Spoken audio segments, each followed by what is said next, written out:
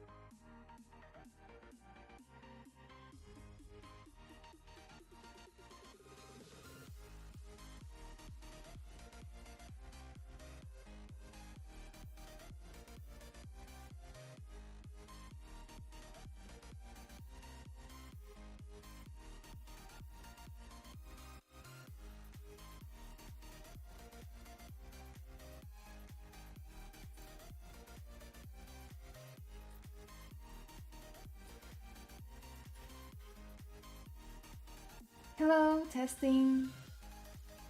Hey guys, welcome to today's stream. I hope everybody's doing okay today. Everybody's doing good, actually. Okay is not good enough. Welcome everybody. Welcome, Billion Barbie, Dragon Little, Shubham Makan. Welcome, Sapphire Lemur. Welcome. I'm really glad to see you all here today. I'm very excited for this stream.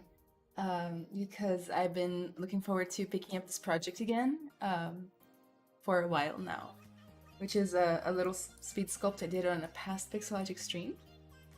and I was showing kind of like I was focusing more on getting clean results with your shapes and forms, and not enough on realism. So today I want to take this sculpt from like clean but kind of stylized to a more realistic look with more imperfection, you know, like kind of meaningful, how would I put it? Like intentional imperfection as opposed to sculptural imperfection. I always consider there to be a difference. You know, sculptural imperfection might be due to just a lack of control over your tools and medium, whereas intentional imperfection can be just you're recreating something organic, right? People, horses, beings in the world have organic imperfections, and in order to find realism, you need to embrace imperfection. Said, hello. Good to see you again. Ugu, hi there. Olá a todos. Hi. So I'm very excited to get started. So I'm going to start off sculpting really slowly, and then I will introduce myself for those of you who have never joined my stream before. I'm just so happy to be here. It's always a good time. So one thing that happened last time I worked on this is that I forgot to save a ZTool file. Whoopsie. But luckily I had rendered this in Marmoset, so I had a FBX. So we're right now working with an FBX, which means I don't have subdivision levels, which I'm probably going to want. Well, I'm definitely going to want subdivision levels if I'm going to have any chance of getting a nice result from this. So we are going to have to recreate those subdivisions, which should be, maybe click here. I don't think so though.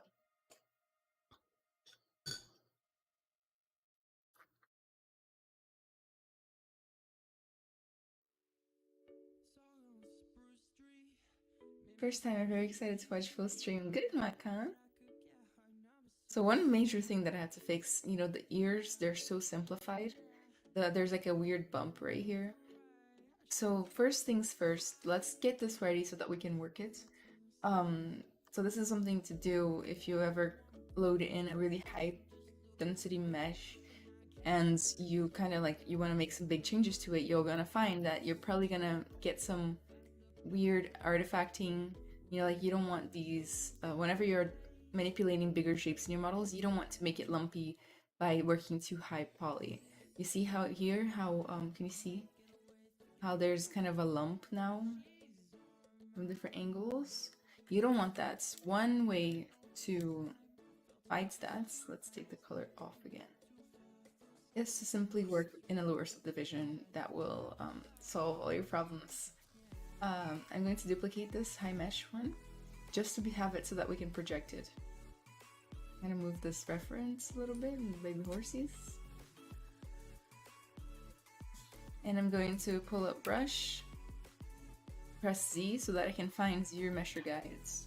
And I'm gonna use these to create guides so that whenever I ZBrush, I don't totally ruin my edge flow. Which means whenever you're sculpting, you're gonna kind of want to have good edge flow that makes sense based on the flow of your sculpt. So for example, you're gonna want loops around the eyes, because if you have any funky geometry around the eyes, it will probably create artifacting in your sculpting, and nobody wants that. Nobody wants that. So I'm just gonna hopefully be as simple as possible with this, because it doesn't have to be perfect. It doesn't have to be final game ready geometry, but you know, it should be good enough for us to sculpt. I'm not totally sure how I want to do this nose.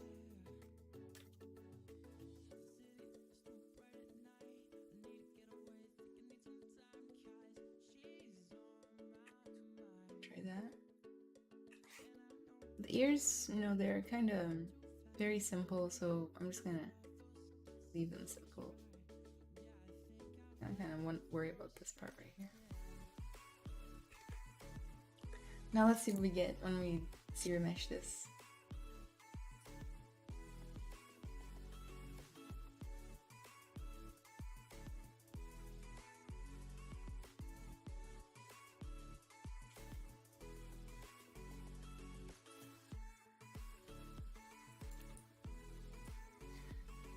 change the target poly group to be a little lower and ZBrush.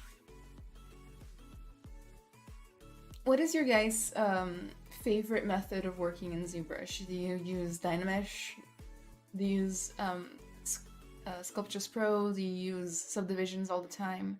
Do you make a low poly version of your mesh somewhere else and import it into ZBrush? Whenever I'm judging my my ZBrush, I turn on polyframe. That helps a lot. I don't think I need it quite this low, so I'm gonna undo it and move the target up a little bit.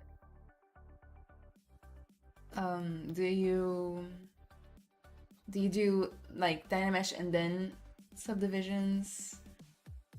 Do you just do Dynamesh, Makan? I used to do a lot of Dynamesh, but after we got Sculptures Pro, I must say I switched over. I love Sculptures Pro.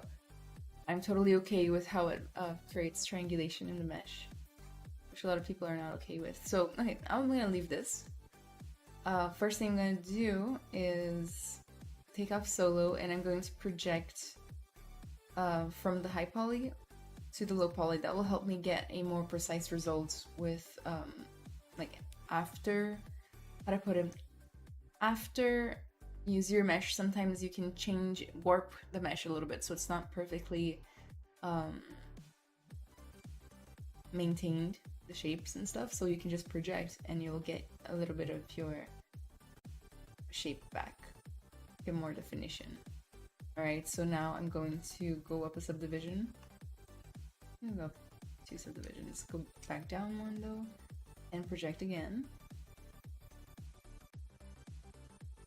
Let's check to see if there's no weirdness. Seems fine. And I'm gonna go up 1 more. Project again. Let's see. Starting to get there. It's starting to look like the original. And this is how you reconstruct subdivisions in case you only have a high poly all of a sudden. Okay. So I'm gonna divide it 1 more time so that we get that nice high definition. And let's do 1 last project. Might take a second because it's gonna be pods. David Soto, tudo bem? Are you going to sculpt it from scratch or working on deep details? We're going to make it more realistic and work on details. Ooh, I use Dynamesh a lot, yeah? There we go. This is what we can sculpt on now. So now I can come in here, fix this lump. Instead of being on a high subdivision, I can just go down to a lower subdivision and start working it a little bit, you know? And it's a way cleaner way of working.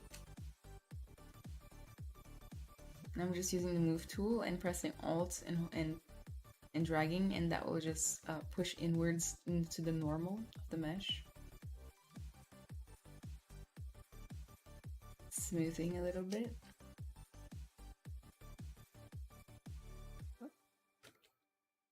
All of a sudden I have material and not yet selected. I'm gonna straighten this part out. So in order to make this horse seem more realistic, there are 2 major things I need to do. But the most major thing is we need to work on proportions. If the proportions aren't realistic, then it's really hard to achieve realism. You can put in all of the details, wrinkles, pores you want. If the proportions are wrong, it's not going to feel right at all. You know, it'll give you that maybe like Alita Battle Angel look. You know, it can work, but it has to be intentional. So we're gonna look at the proportions again. I think the eyes are too big, things like that. Good things like that, exciting things. Why don't you speak Portuguese today? Because every other stream I speak in English, and then every other stream I speak in Portuguese. Are you feeling better? Yes, I am feeling way better. If you're asking about from last week, turns out I was just extremely dehydrated. After I drank like a liter of water, I felt fine.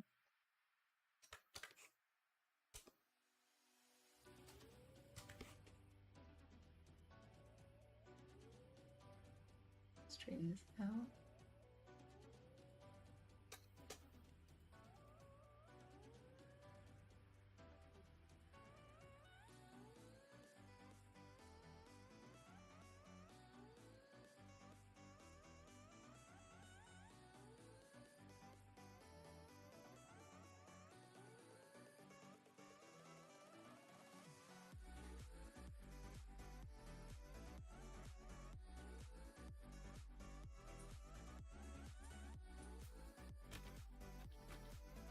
Alright, so now that we have our subdivision levels and we've straightened out the neck a little bit, let's work on our proportions.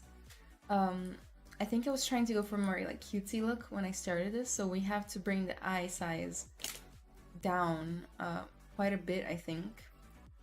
So I'm gonna start by the eyeball. I'm going to make that smaller. For some reason it's centered at the back there. Great.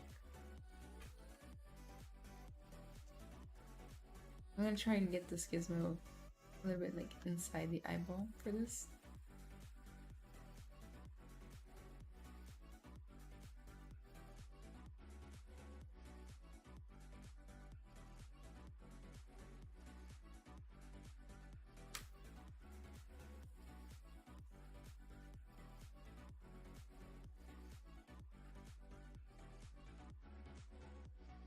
I'm gonna make it that much smaller right now, and then I'm going to work the eyelids to be smaller too, and then we'll go slowly from there. I don't want to make it like too small all at once.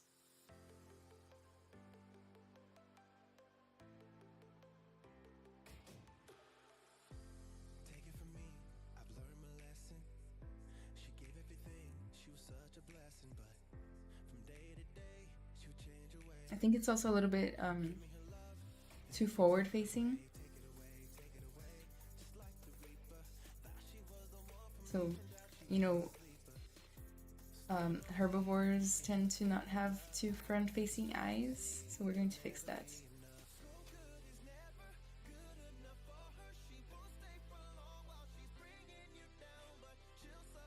Let's look at it from the front. Oh yeah.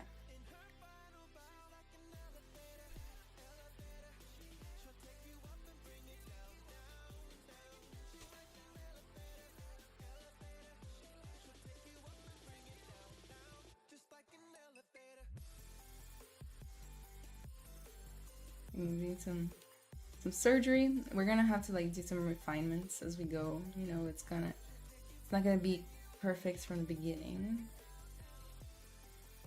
What weight concept size are you using? It's not very big. This right here. It's a medium size Intuos. I don't remember exactly what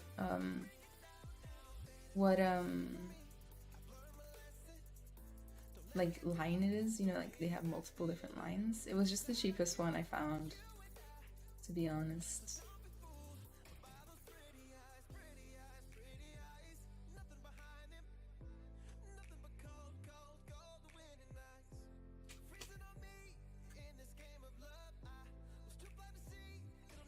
A little bit more sideways eye.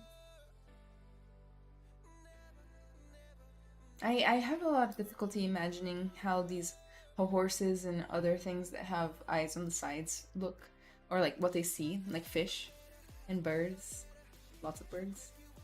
Like I just wonder how they see things, you know, and how they interpret.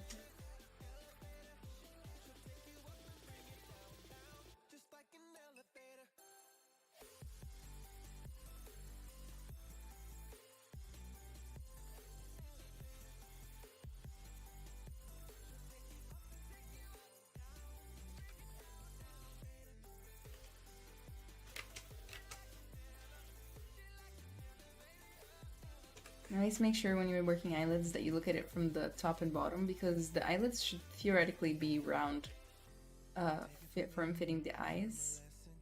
So you can actually catch a lot of issues from looking at up or down.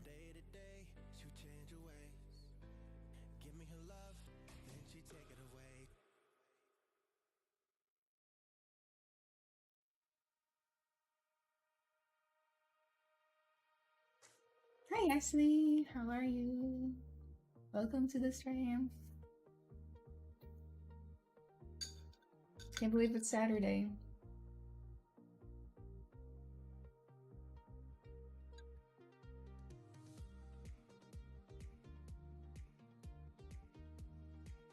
Yeah, make sure you always do that. It's a trick for eyelids, I think.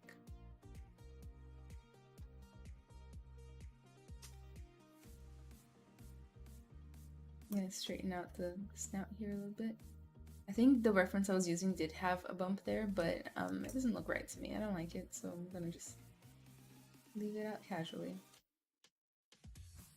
I know, it feels like a Tuesday.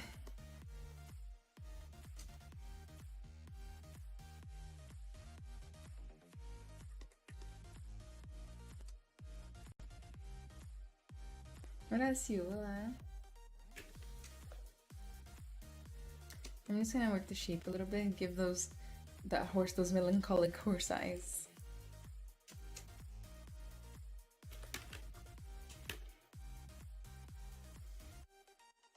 I'll create that here too.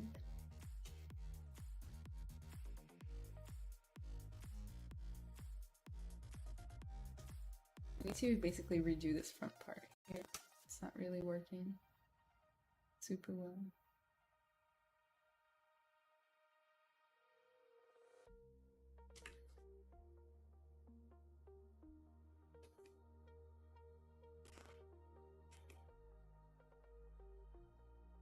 I should do a kangaroo or elephant next time. I should. I think elephant would be fun. For sure. Make that a little.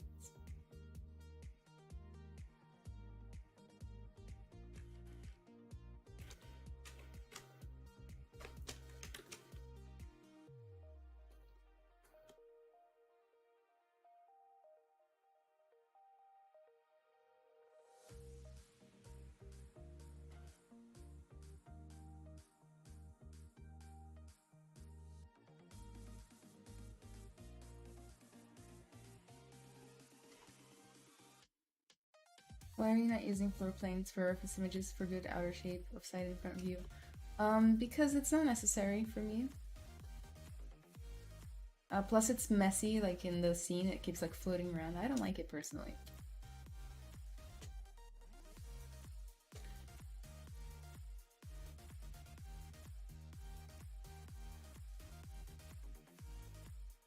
Justin, hi, good morning, Anna, good to see you here as well as your channel. Hi, yeah.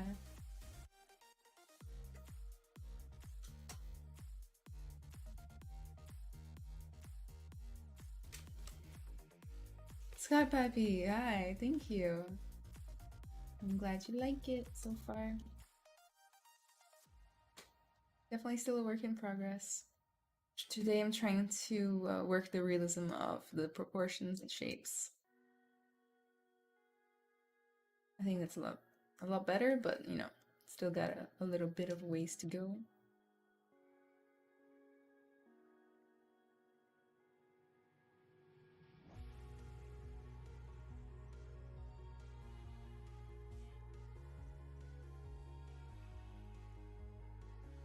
Is anybody working on anything interesting this week?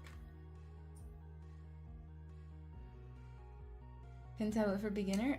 Just anything by Wacom is good.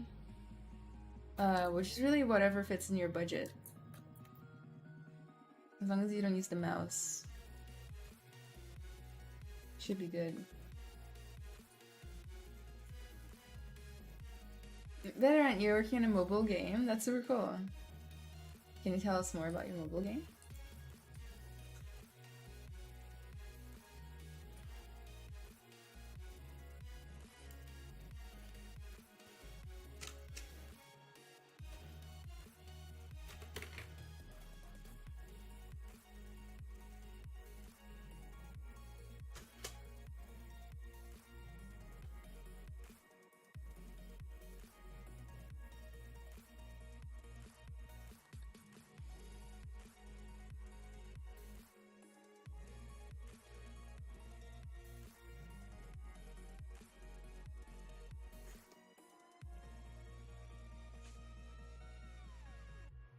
Wacom actually have decent budget projects. They really do.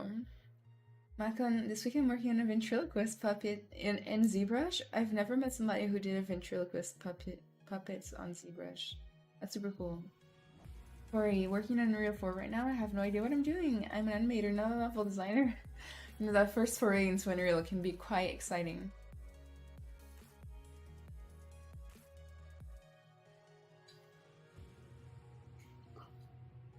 It's I forgot to introduce myself, but basically I do so much Unreal every day. Like, I'm a game developer. I do so much, and when I started, I had no idea how to do anything. When I got my first job, I didn't even know how to save a level in Unreal, so I kept like saving new levels and not knowing how to open, and all these different things.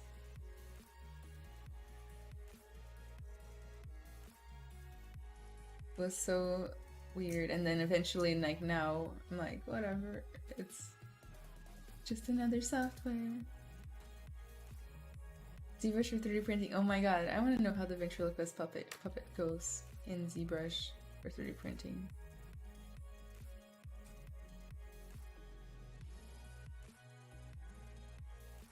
Another thing I have to do for the realism of this project, it's kind of like tone down the smile a little bit, you know? Oop, there I go, making it more smiley.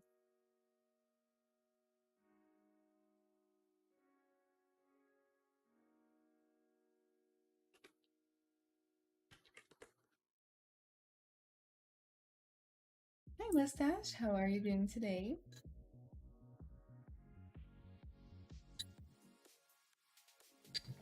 Pereira's mobile game is turn-based adventure RPG. Can post in Discord if you want to take a look. It's still in infancy.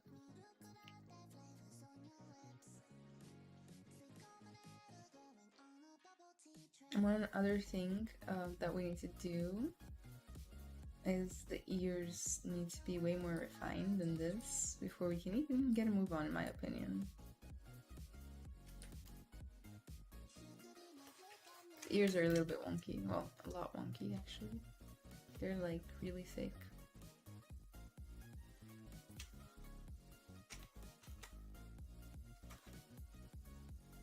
I'm just using the smooth brush to make them straighter.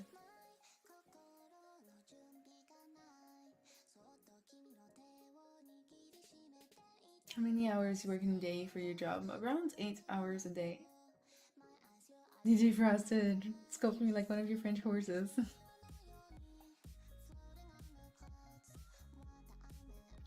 Which brush are more used in all type of character or anything? I think there are maybe like 5 main brushes that people use the most. Move, Clay, and Clay Buildup. Damien Standards. I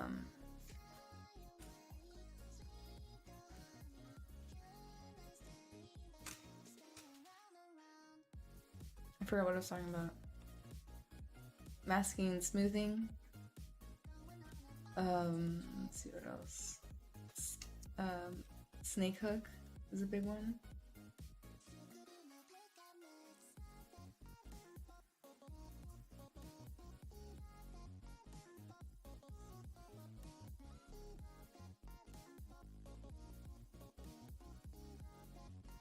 Is this ZBrush? Yes, this is ZBrush 2020.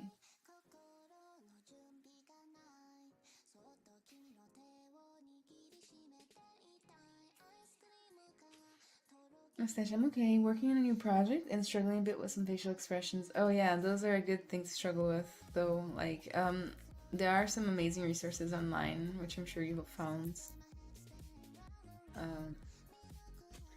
for facial sculpting, for like facts.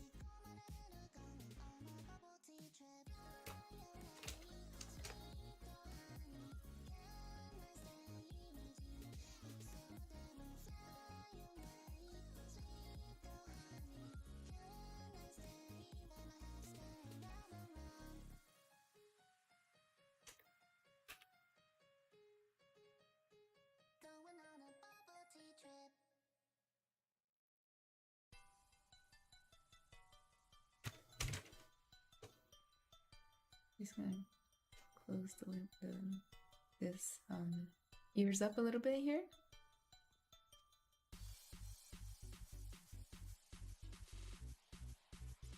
Fancy horse boy.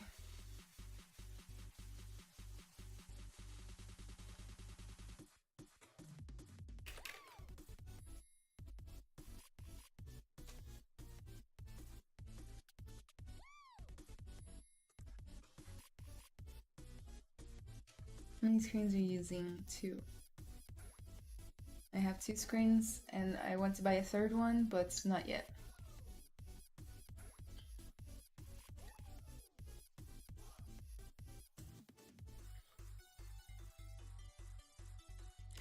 Well, let me introduce myself because I forgot to. My name is Anna Carolina. I go by many names though. And I am a technical artist living in Texas, making serious VR games and applications. It's actually really fun. It's fun. And I've been doing it for over 4 years professionally. I've also done a lot of 3D modeling professionally, like sculpting and stuff like that, but I think technical artist is the way to go for me. I'm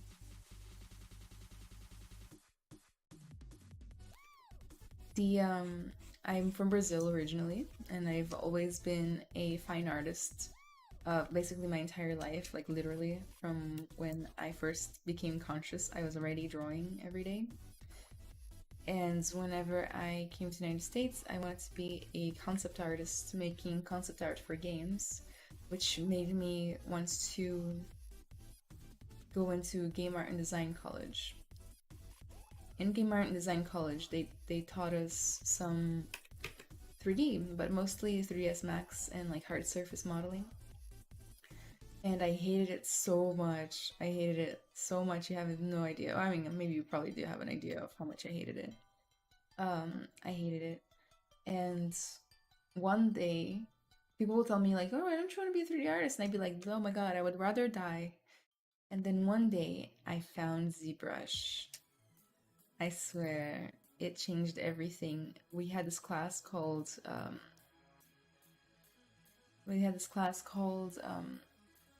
character sculpting for games, and it was only like 11 weeks long and like once a week, so it wasn't even that much. But in that class we learned ZBrush, and I by the end of the first class I was like, okay, I'm gonna throw away my concept art dreams. I want to be a character sculptor in ZBrush.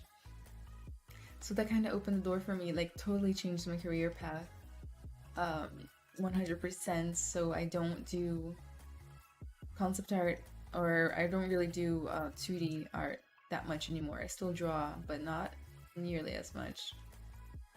And I sculpt all the time, not so much at work or professionally anymore, because I focus on other things, but I still do it in my free time all the time. Most of my projects are some sort of a mix between character arts and technical arts. I really have been spending like the last year or so trying to find ways to showcase both skills at the same time. So a lot of my projects include like some sort of coding, some sort of rigging or something. I don't have much information about movie making, Syed, because I'm so specifically a game artist.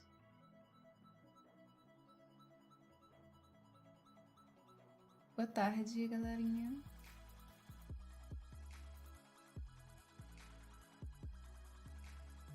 Makes me look like I knew that Amanda makes stuff for Fallout 4 and Skyrim. Oh my god, do it! Learn from their style.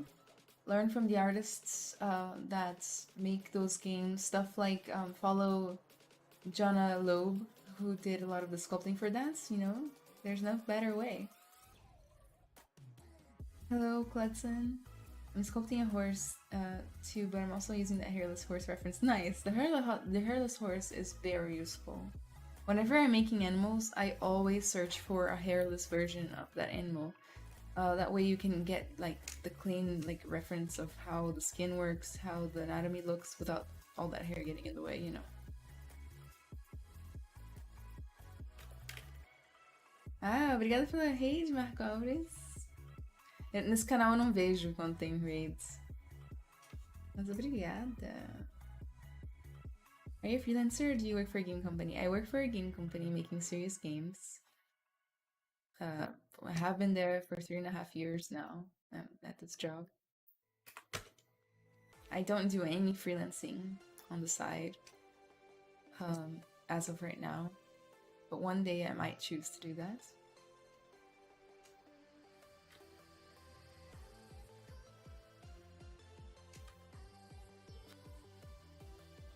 Hey, boy.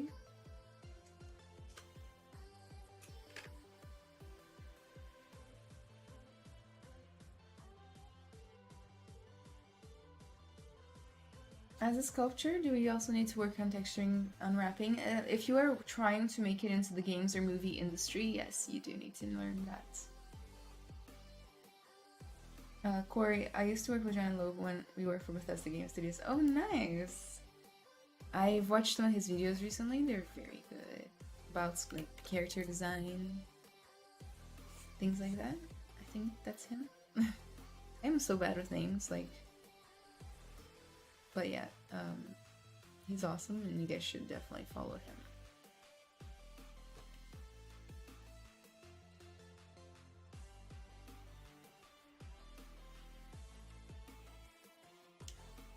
Adeus, veio. Obrigada. Ah, obrigada não, né? Sim. Fala português? Sim.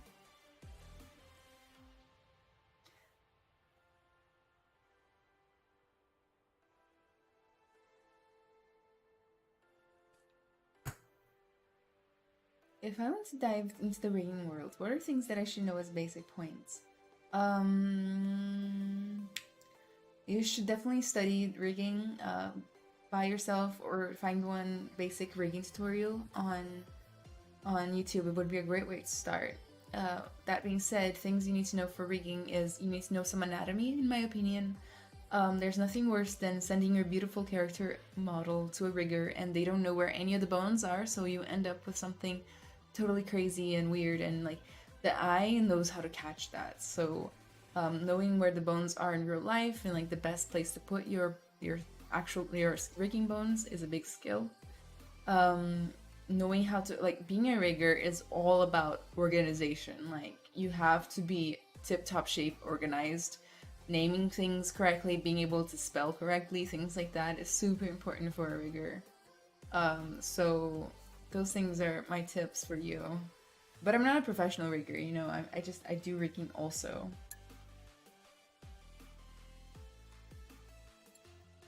Oh, this is awesome. May I ask a question? I'm from Los Angeles. How did you do to make it all smooth? I made it smooth by working in subdivisions, so whenever I need to make big changes, I work in the lowest subdivision to avoid bumpiness, and then go up slowly. It's really one of the main things you can do to avoid any sort of bumpiness on your ZBrush model.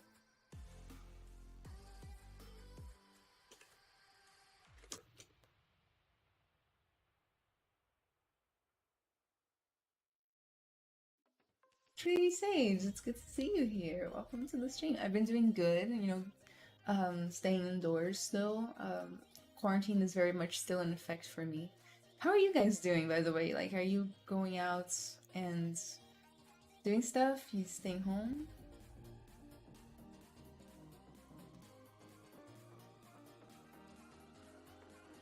I just tinker, but I know how to make game assets, start to finish, but rigging and skin modifiers, weight painting I hate. Weight painting, you can take it out of you.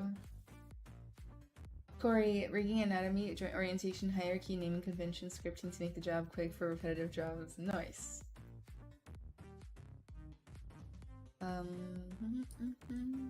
What was I gonna do? Just look at it overall.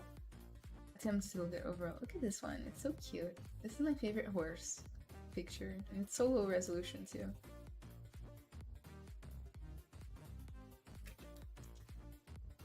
I just want to make it a little bit more dainty.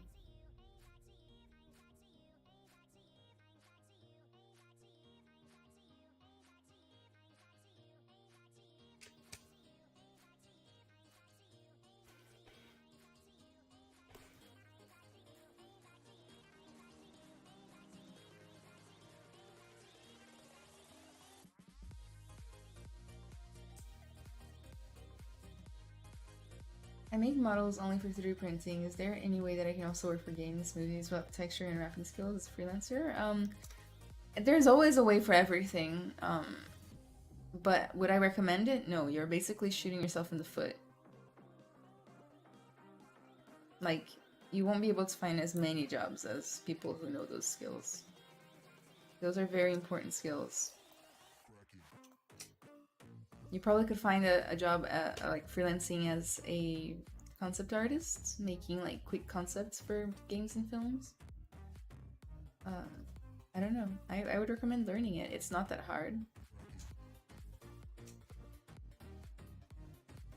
A lot of people, including myself, got like that chills in the belly whenever they had to learn that stuff.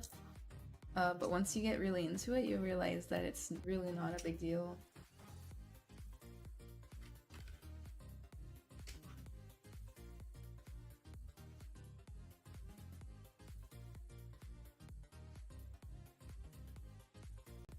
Sage, I'm staying home. I might see my dad for Father's Day this Sunday. Nice. Hey, Monty.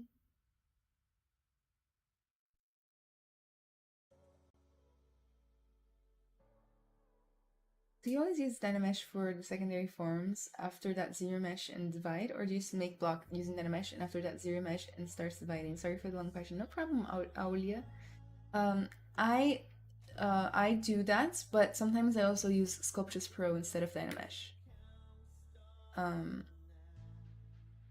Which is relatively similar in my opinion. And yeah, different people have different ways of doing it, but I've been using a lot of Sculptus Pro lately. Kinda to do that. And it's looking lumpy from this side.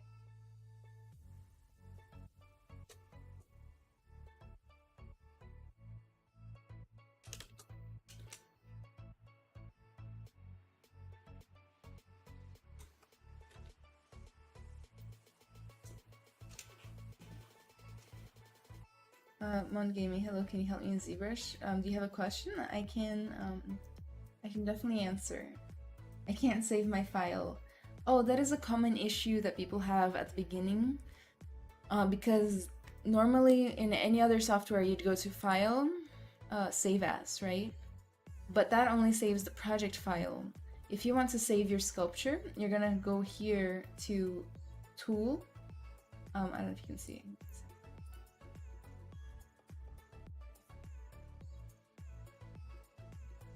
You're gonna go to Tool, where it says Tool right here, and then Save As.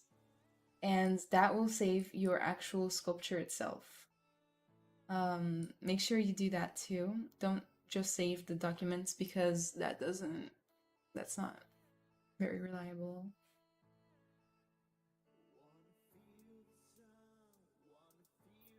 Board games love sculptures for the miniatures, that's for sure. Maverick, greetings from Argentina. Love your work. Thank you, Maverick. I appreciate it. Welcome, welcome.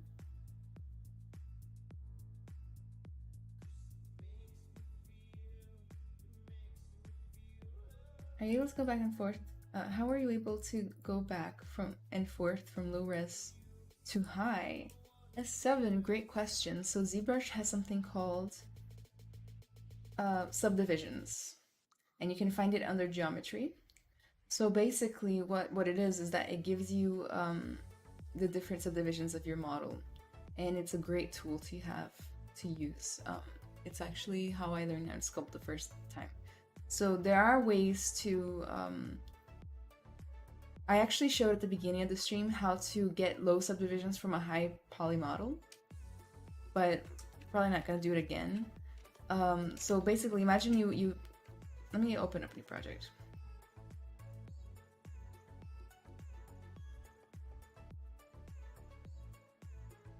Alright, so I have the sphere, right?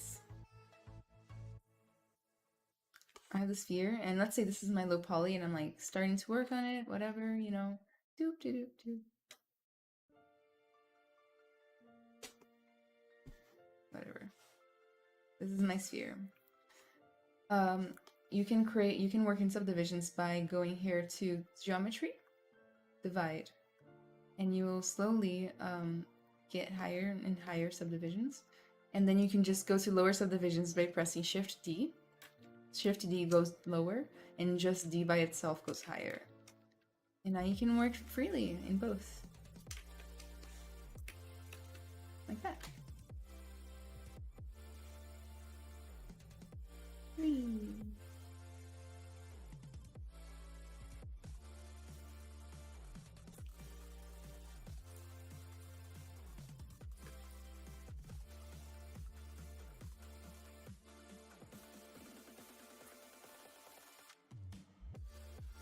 Will you be adding color? I've already added color and I didn't like it, so I think I'm gonna hold off.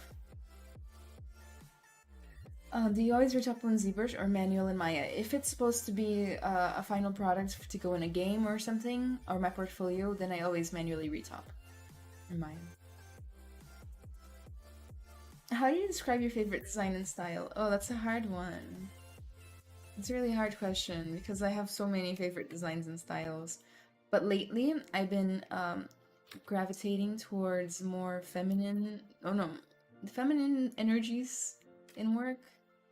Like delicate things.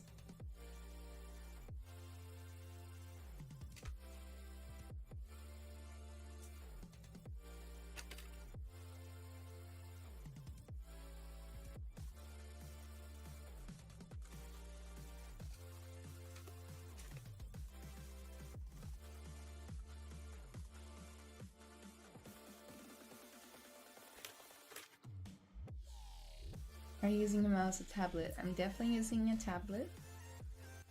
No mouse for this.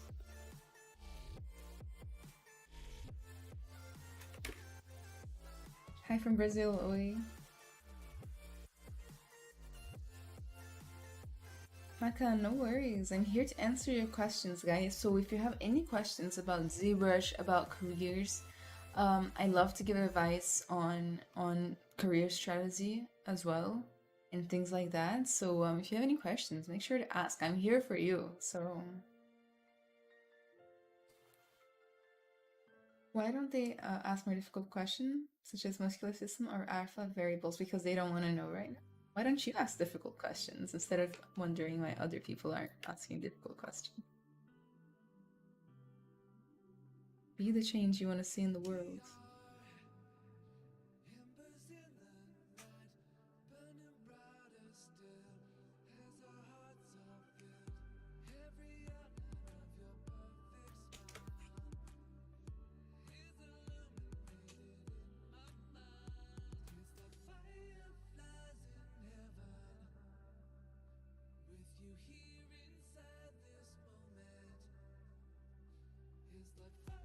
How do I save a file normally? Like not save it somewhere, just save it before closing it or in the middle of working so that if it crashes something I'll keep progress. That's how you save it. You just go to Tools, Save As. Here, Tools, Save As. Then you just name it something and then that's it. Look, I have these problems, sorry, encounter error has been encountered. How to fix that? It depends on what's causing the error. You're gonna have to look into it. Maybe you have too many polygons or too many layers in your project. Really, you're just gonna have to figure out what's causing the issue.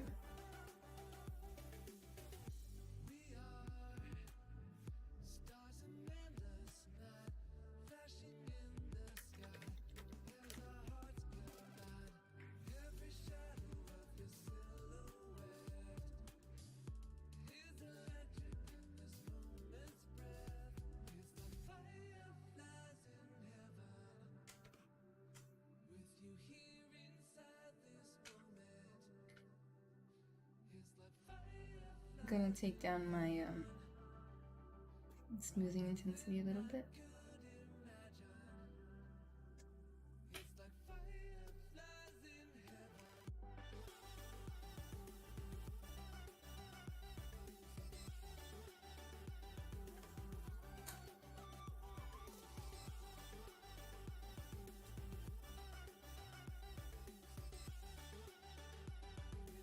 How can I use spacebar for brushes instead of B? It comes automatic with ZBrush. Maybe you need to reset your UI.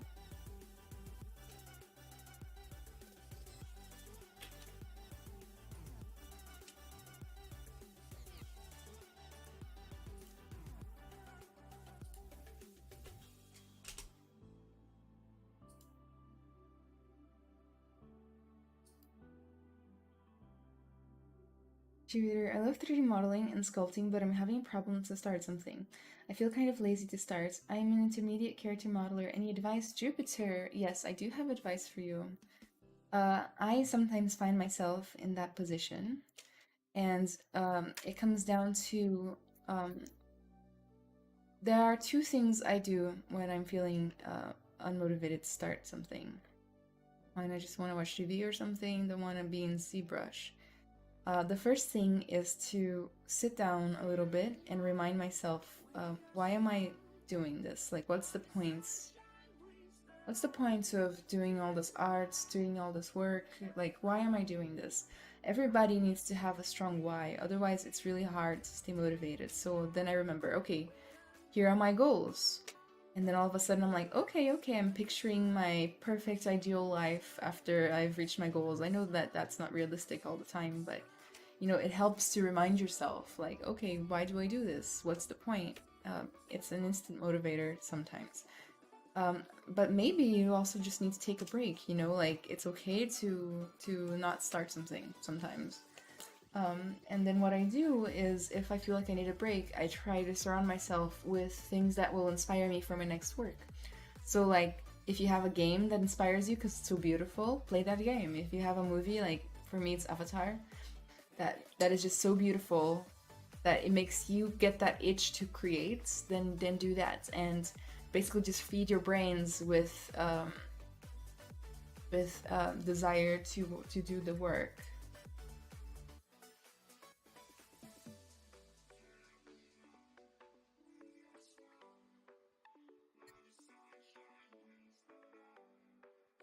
How do you get rid of the cystitis effect that mesh gives on the surface? I usually just smooth it, but I think Dynamesh itself has some settings for that.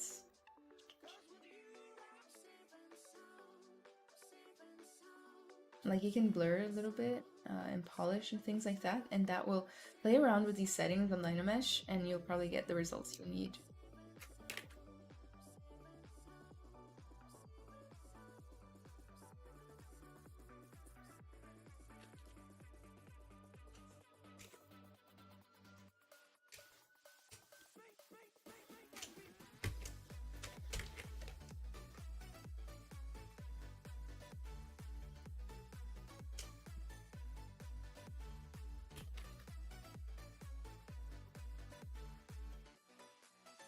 What is your opinion on tailoring your portfolio towards one specific style, like Blizzard style, etc.? Would it limit your appeal to other studios? My opinion is that yes, it could limit your appeal to other studios. It probably, like, if Blizzard is literally your only goal, say you're okay not having a job until you get into Blizzard, right? Or something like that, then I would say go for it. But if you want a more immediate job, and then keep working towards Blizzard, I would recommend diversifying a little bit, but still putting a lot of work and efforts into getting that look that you want, so that you can increase your chances of one day getting that job, your dream job.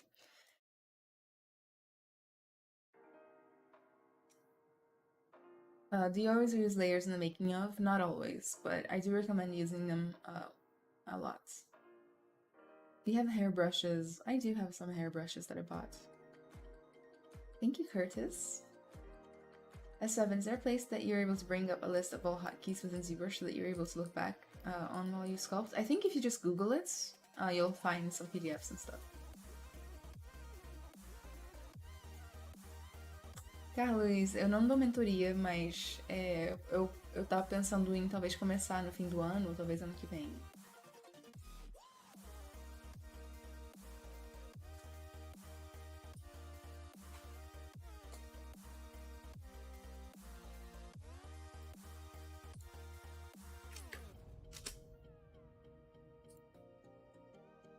One second, guys.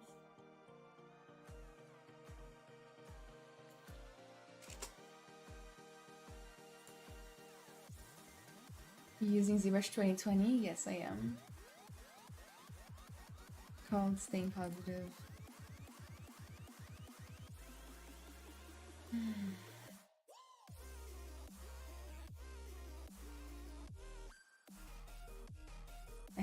messages. Is it necessary for 3D artists to be good at traditional art in order to work in production? It seems that 3D artists are often required to do texturing as well, which is kind of problematic for me.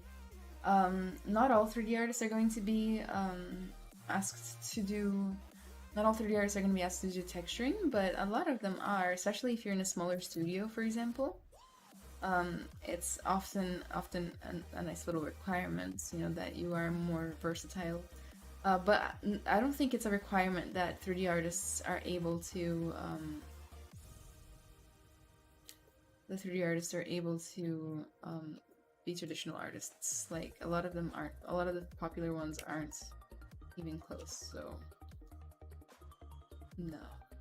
But of course it helps. Like the more art practice you get in you, the more fundamentals you learn, the better you get at all the arts, including 3D art, including 2D art. I find myself that they build on each other, you know.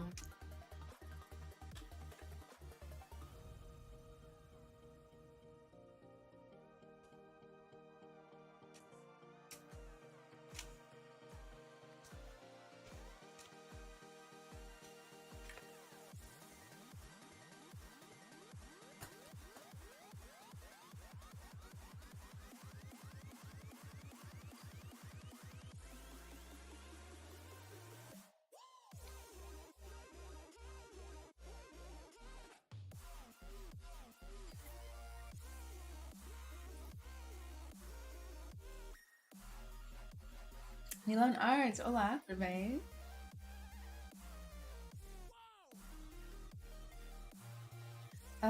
Could you show us eyeball detail sculpting, please? Oh goodness, I don't know if I'll have time for that today. But if you are interested, I can maybe do another stream, another day doing that.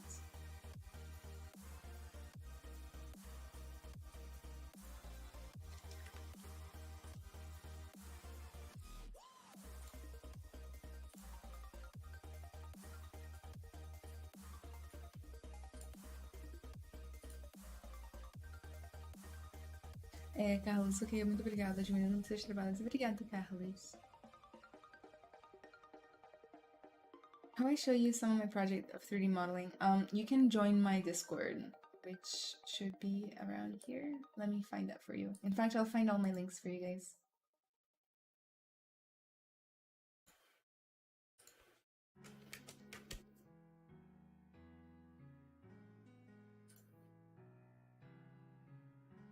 One second. Takes a second always to do this.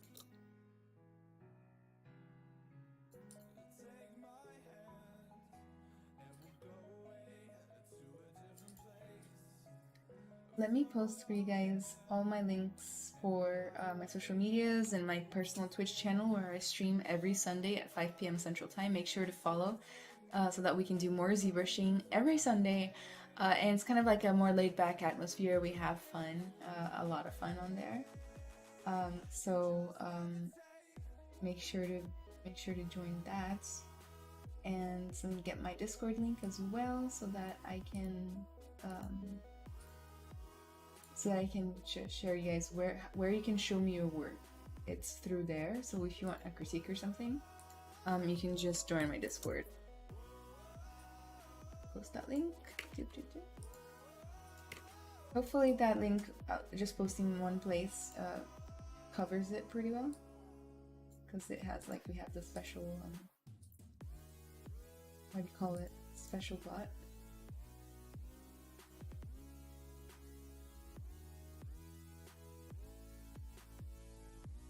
I'm glad you like my background.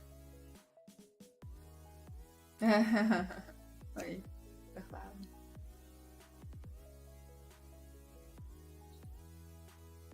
Coincidence, or I'm not doing a project that involves sculpture of a horse. I'm working on it now. Nice! I'd love to see. Adriana, oi, I love horses. I'm so glad you can tell it's a horse. It's always been my fear that people can't tell that I'm working on a horse, because sometimes it's hard to tell, because that's just me. I just don't do good horses sometimes. Ugo, the job of my dreams is to work in the video game industry. In my country, it's impossible. If you had not traveled, do you think that you could have emerged as you did in your country? No. If I'm gonna be honest, I don't know, but I would have found a way, you know, like, I would have found something but it probably wouldn't have been as simple as it was here. You know? I would probably be streaming and doing all these things. That would probably have helped a lot, because I guess what you have to take into consideration is that you can't control the industry in your area, but you have the internet, you know, like the internet is global. So there are ways to play the game that enable more growth for yourself. So there's nothing to hold you back from starting a very strong social media presence, from posting consistently, from making YouTube tutorials, making streams, things like that will get international recognition, and slowly building up your reputation to the point where all of a sudden it doesn't matter, you could live underground if you wanted to. Nobody had to ever see you again, and you'd still get clients, you'd still get money. So it's you probably wouldn't get just a job outright, but you can do it, you know.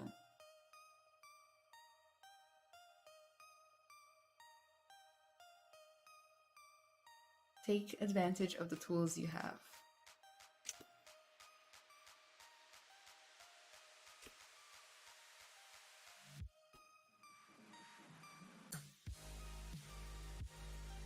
For the texturing question, look into the substance line software.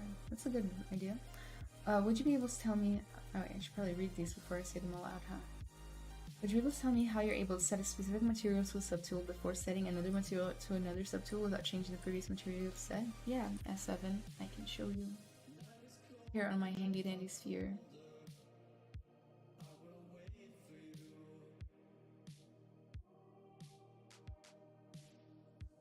Alright, so 2 subtools. So the way I do it is I'll pick a material right here. Let's see, I want gold material. Okay, so I'm going to take some random brush. I'm going to use the paintbrush. I'm going to unselect all of these except for M for material. And then I'm going to go to color, fill objects, and that should fill it with that material. You can also paint it on. And now when I change materials, I'll only change it on the one that hasn't been painted. So say I want now to add matte cap skin to this bottom one, then I can just choose matte cap skin, still the same settings in the brush, make sure M is the only thing checked on. Color, fill objects. Boom. And now I can change this to my heart's desire and it won't change these.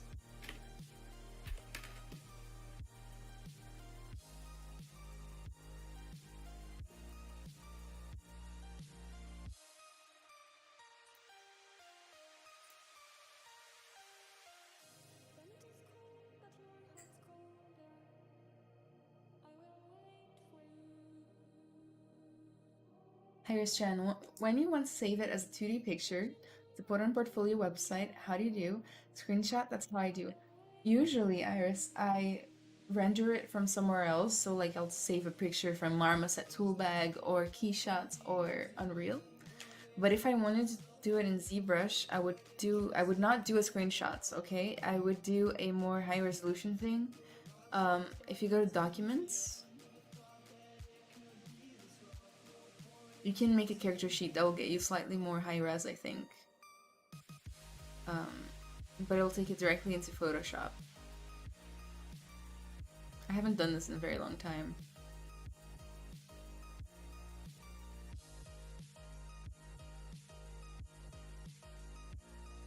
Pablo Fernandes, olá Ana, ótimo sábado e ótimo trabalho em 3D. Oi Pablo, obrigada. When will be your next stream? Makan, I will have a personal stream on my channel tomorrow at 5 p.m. Central Time. I posted the link to my channel, but in case you didn't see it, it's Anna Carolina Arts, just like it says right there, on Twitch. Krishan, I'm glad you like it. There, and then you get these open in Photoshop, if you have Photoshop anyway. That's how I would do it, but honestly, I only take screenshots of ZBrush to post on Instagram, never my portfolio.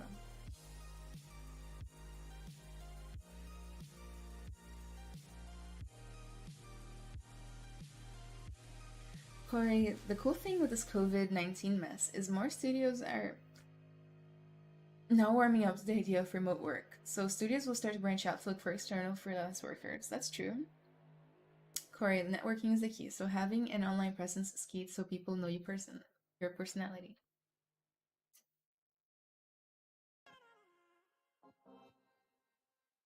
The document height width gives the best resolution for screenshots. I would like to learn more about ZBrush. Looks cool. Well, you're in the right place. This channel, wherever you're watching from, it hosts so many very talented ZBrush artists. Some of them sculpt fast, some of them teach well, some of them are awesome. All of them are awesome. So I recommend following, sticking around, watching the other artists.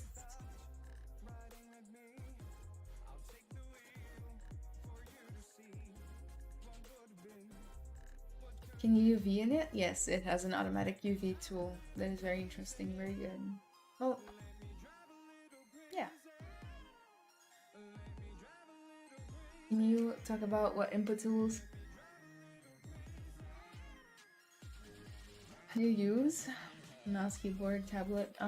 I use a simple tablet from Wacom Intuos, and I use it because it's how'd I put it? It's whenever you're sculpting, it's very important to get pressure sensitivity. Mouse only has all the way on or all the way off. It's not the best tool for sculpting. It's fine for hard surface modeling. But I would just recommend whenever you are doing any sort of sculpting to use a tablet. It doesn't have to be fancy at all.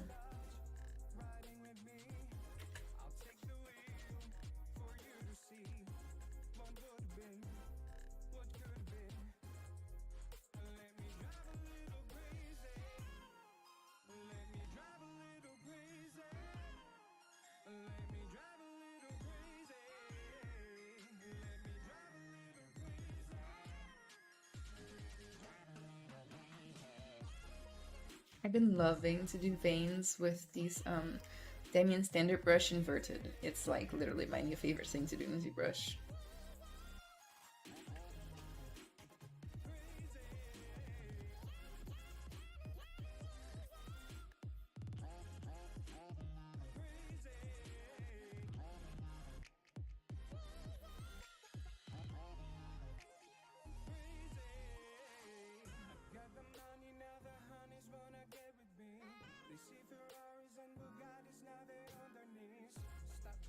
Do you only make high poly objects? Can you do things like normal light projection? I don't understand.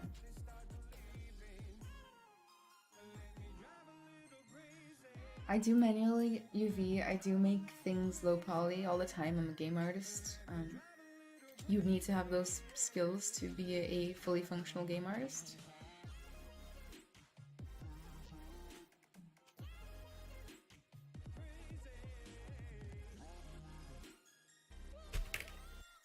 At least by most definitions.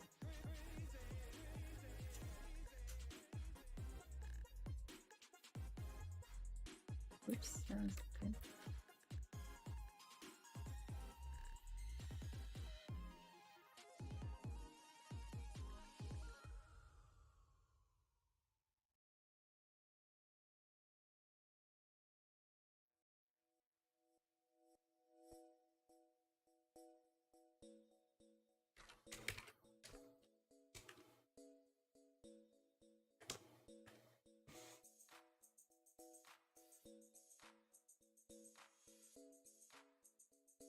No, did you press it? No worries.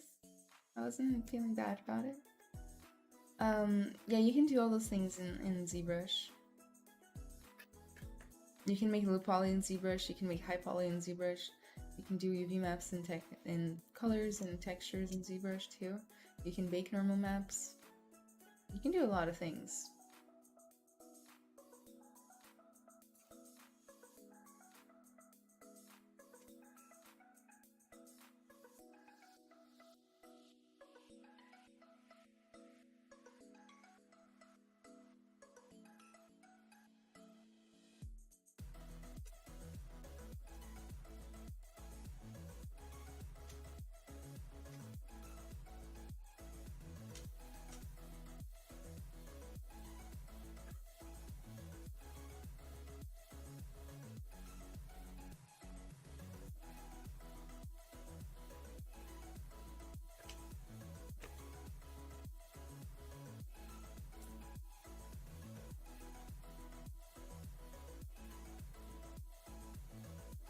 A small pro intros tablet already helps a lot. It has like 5,000 pressure level. That's crazy.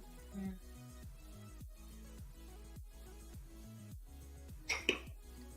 When I made a horse, it looked like a demon horse. I can relate with that.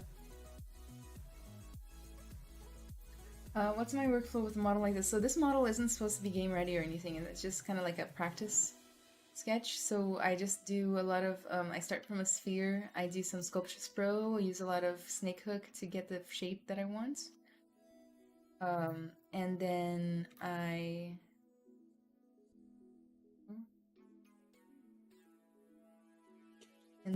zero mesh it so that I can get subdivisions going. And then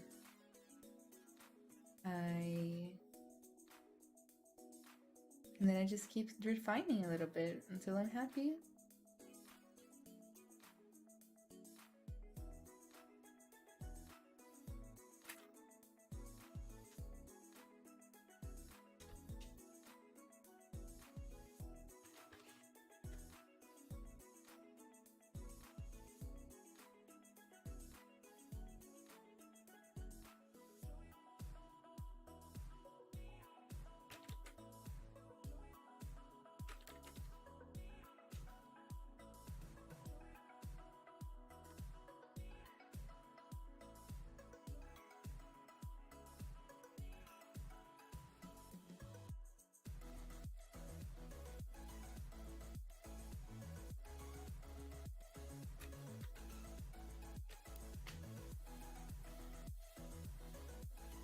I'm just using the inverted dimension to create some, I guess, relief here.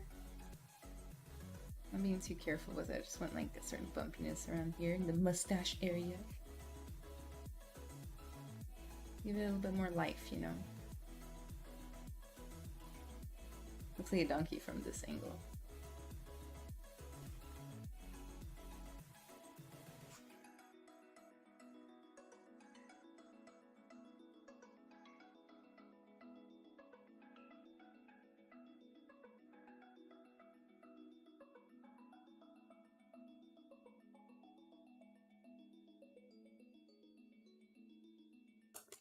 Give the horse a handlebar mustache.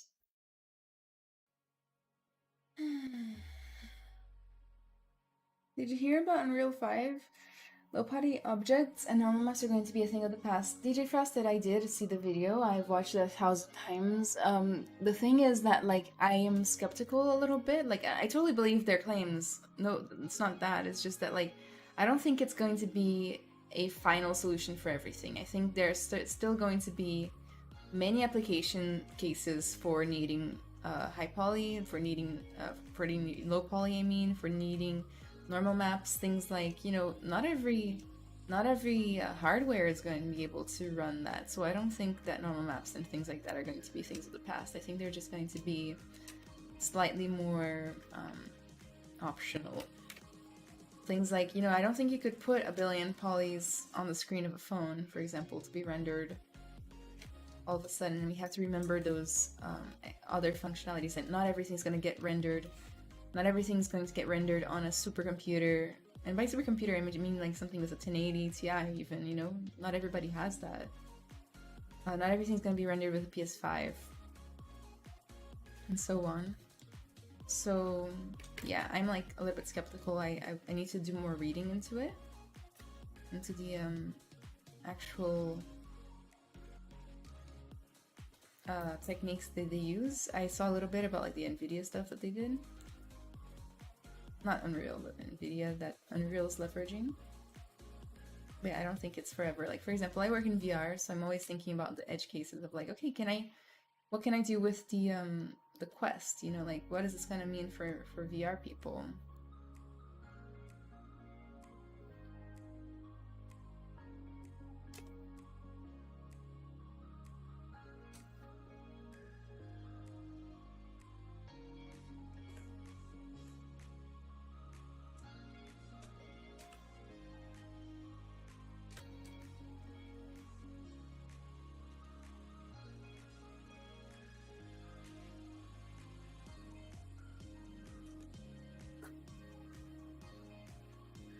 How do you prefer posing if needed? I saw quick my rigs and back, just transposing polygroup masking. What do you think? I've done a lot of different things. Normally, nowadays, I just use Maya rigs, quick Maya rigs, but then I refine it in ZBrush. So I'll export my T-pose model into Maya, I'll rig it real fast, I'll pose it really fast, and then I'll bring it back as a layer to my ZBrush file, and then I'll refine, fix the areas that got messed up in Maya.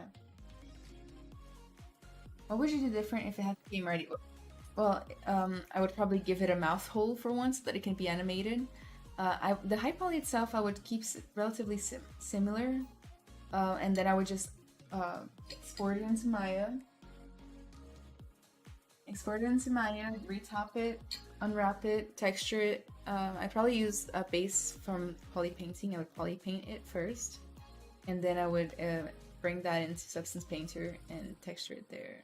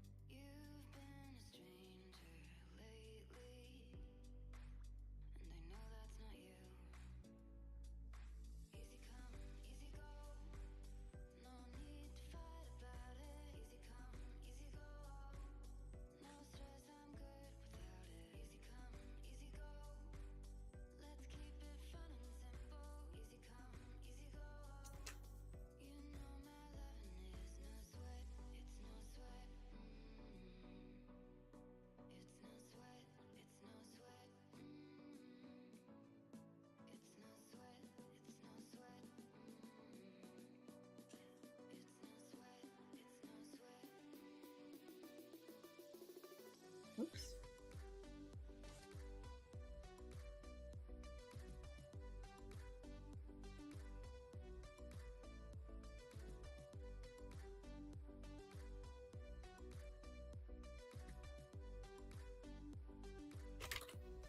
Yeah, just flatten this bump out a little bit. Looks good. What is that? Smooth it a little bit, but not too much.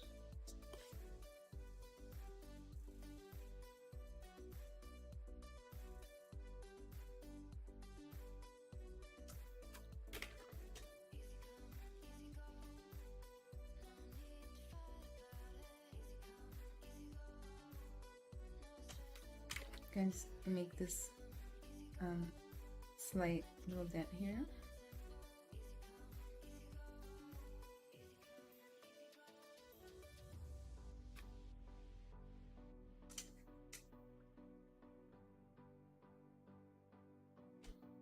Why is my move so weak?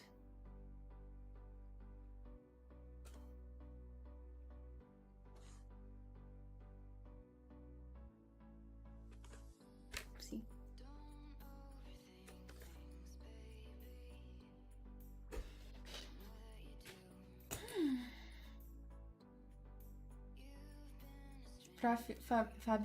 Fabiano Reis, obrigada. This looks like a horse, thank you.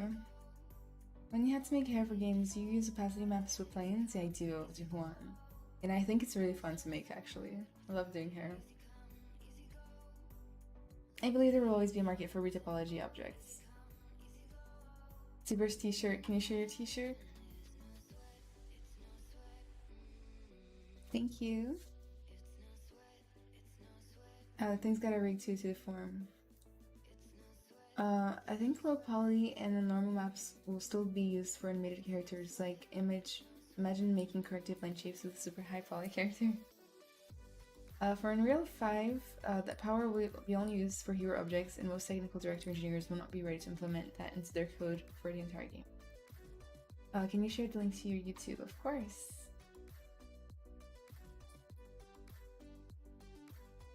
Actually, I think...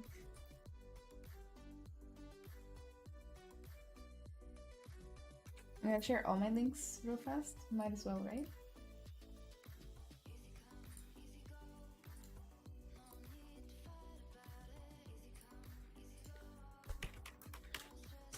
Here's my YouTube link. And then finally, I will get you guys my Discord link as well, which is always the hardest one. I should just save these links.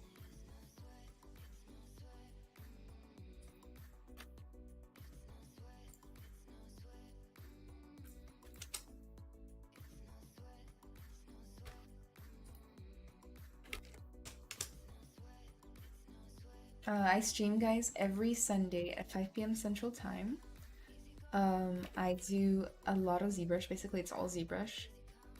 And I would love it if you guys followed me and came to hang out tomorrow. We do like these more fun streams on my channel. I don't want to say they're less professional, but... And we answer questions and things like that, so make sure to follow and come by tomorrow. And every Sunday, basically.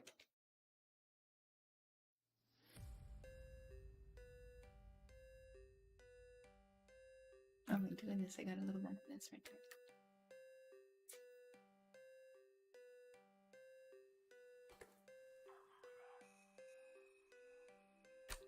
After I did all those changes to the eye area, like I definitely have a little bit of weird shapes going on.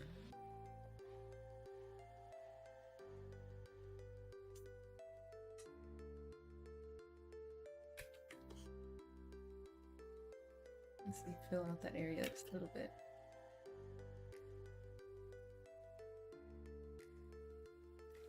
I'm gonna turn on sculptress or lazy mouse a little bit. Not that. So that I can get some straighter lines for this.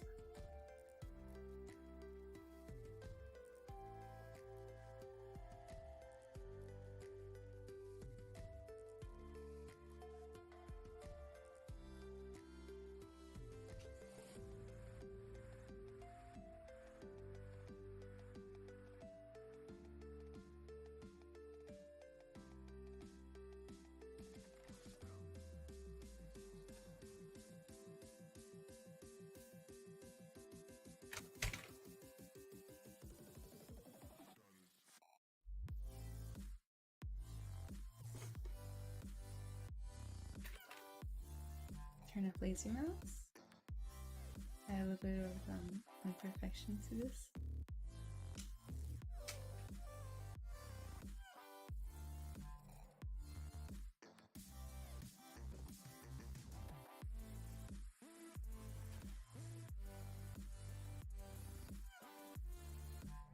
Oh my god, I just did a huge lump right there.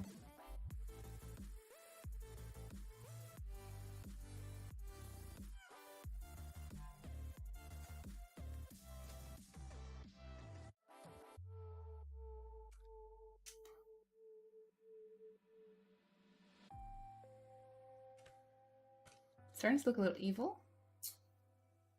This looks so good, I aspire to be this skilled. Seriously, thank you today, Frosted. I am flattered. Just thinking about the size of those games, if everything was high poly, it would take years to download. Thank you for answering my questions, Anna Carolina. Very much appreciated. I have to go now, but definitely will come back to watch the rest of this. Have a great rest of your day. Thank you so much. I appreciate it. I did use symmetry. Symmetry is very useful. Like, I only break it when I have to. Final Blow, hi. You like the model eyes? Thank you. Abraham, hi. Imagine 100% high poly. It would look incredible. Unspoken words are in the eyes of the source model.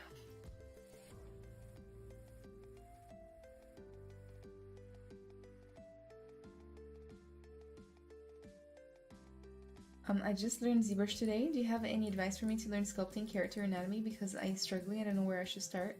Sculpt and what I should do first.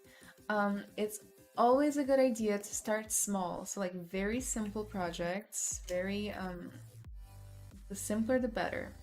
So I would recommend maybe like going to doing like a simple maybe anatomy project first. So maybe like trying to create the simple shape of a head. Just simple, like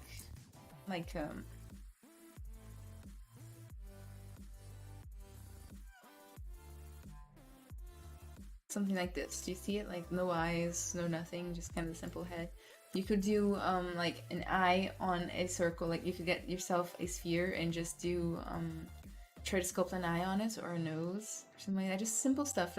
Don't go for too much right out the bat. That's always an idea that people want to just go and make a entire T-Rex eating another T-Rex. And you know, you have to kind of like slow down just a little bit and start with small low pressure projects.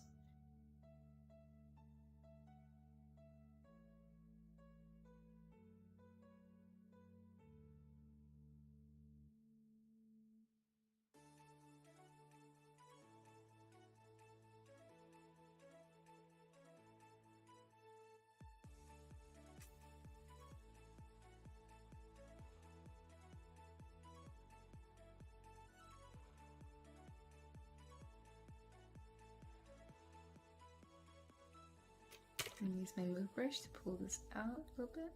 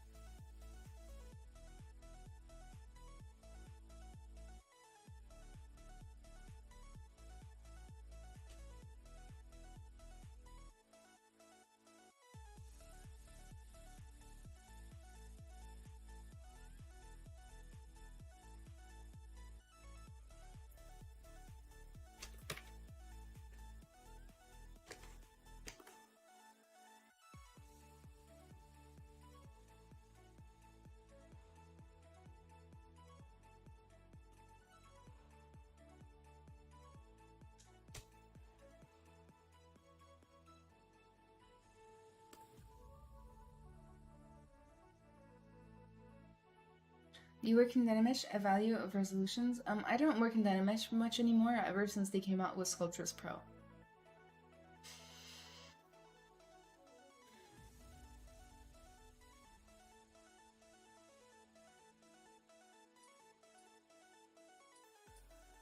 Is it true that Dynamesh resolution is different in every project?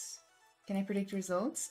You know, I always just, you don't have to predict results, you can just click it, and then if it's too much or too little, undo. You can undo Dynamesh, and then just choose a different value. Evil horses have top hats and handlebar mustaches.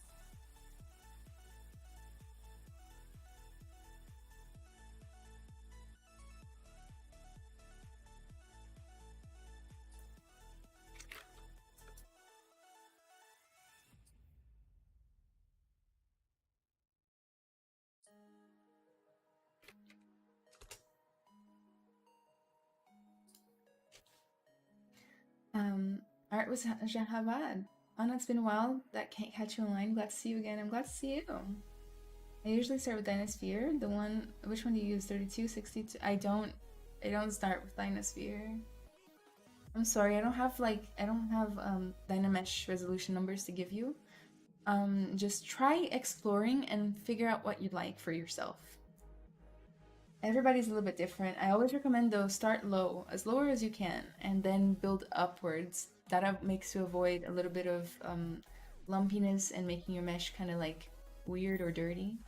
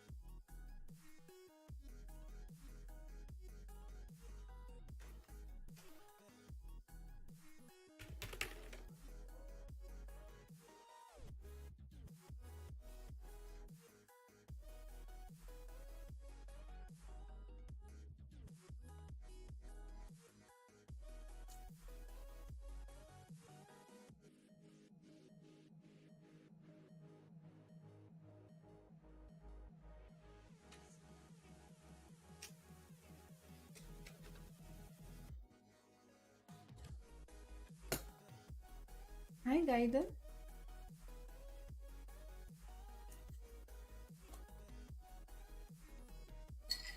We are halfway through the stream. It feels like I've been streaming for 5 minutes and also 5 hours. Ever since the quarantine started, I just don't know time anymore. How about you guys?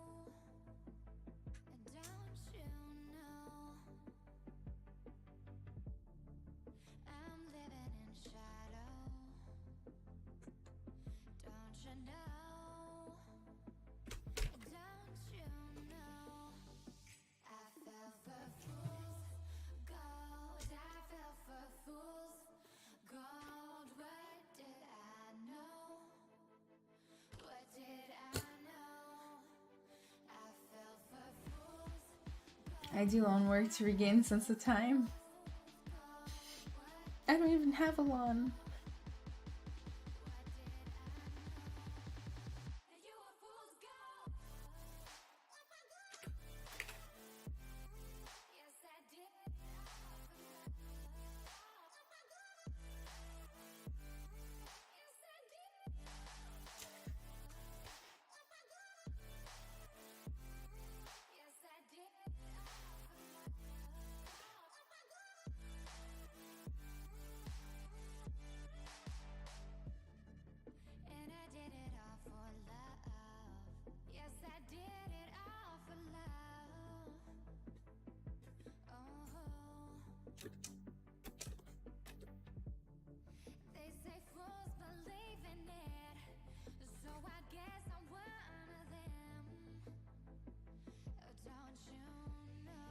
I'm just gonna add some variation in the forehead, but not too much.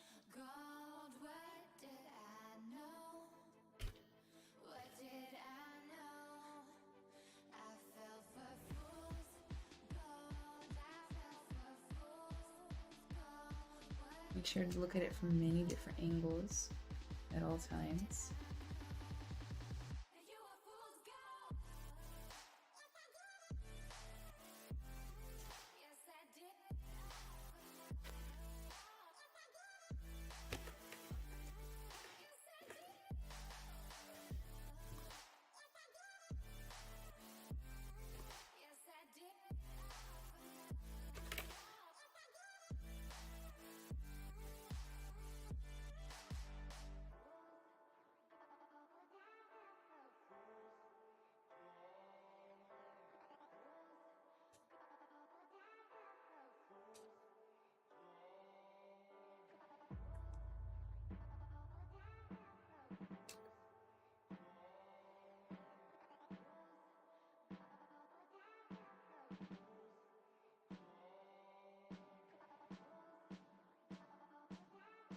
This music is banging. I'm glad you like it.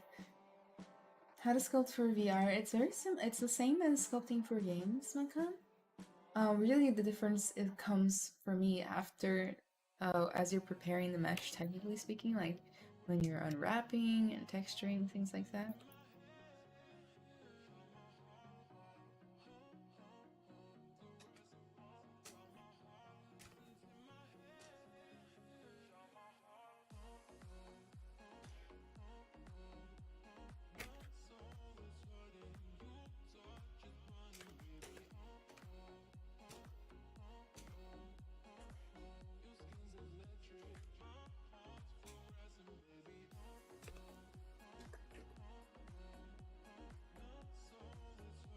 Hi Timko, welcome to the stream.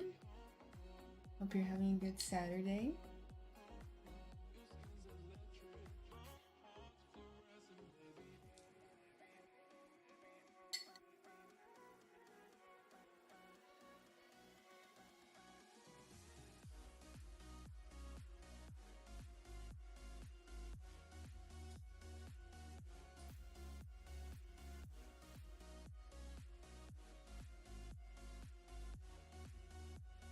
Guys, I'll be right back, alright? I just need to go take like a 2-minute break.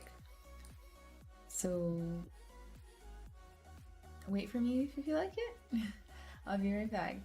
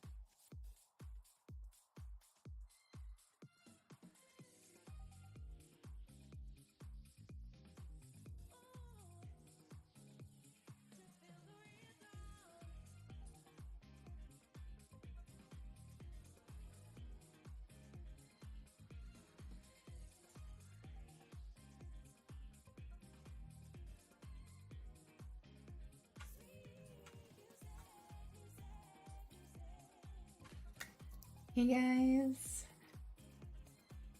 I am back. Thank you for waiting, everybody that waited. Sorry for the waits.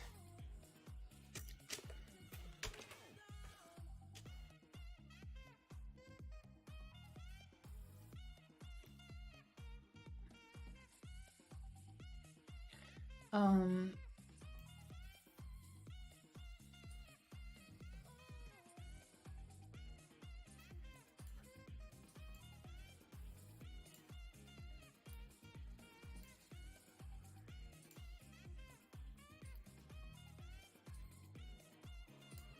this is what the project looked like before we started working on it today. This is how it's looking now. It's a little bit more,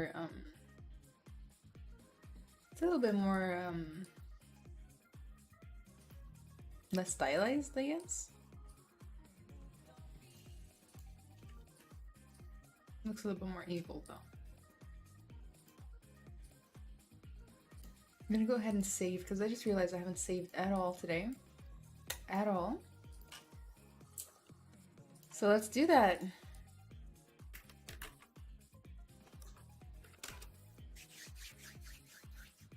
Thank you, Makan, for the warm welcome.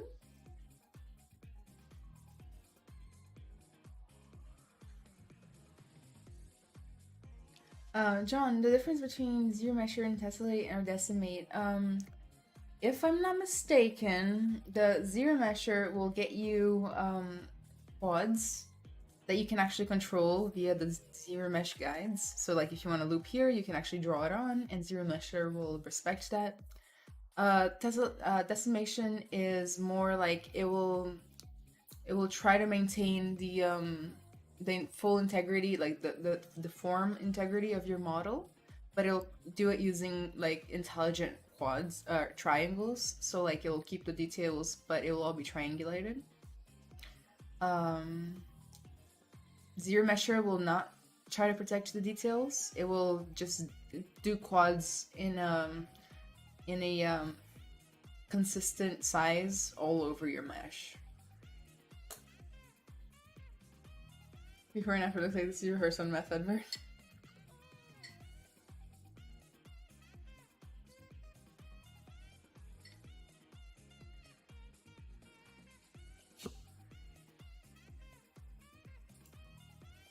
Like just yesterday, actually, coincidentally, I was reading this article on animals on drugs. Maybe I shouldn't bring this up, but like apparently if you, for example, flush drugs down the toilet, crocodiles that live in this sewage system will eat them on accident or absorb them and will become angry. That seems to be the takeaway from that article.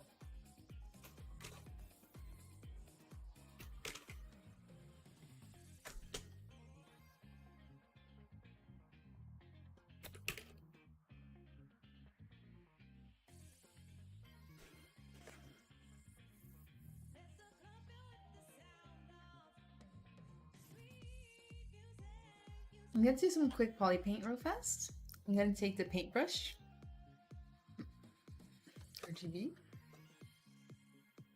Try and like just give it like a nice simple little gradient.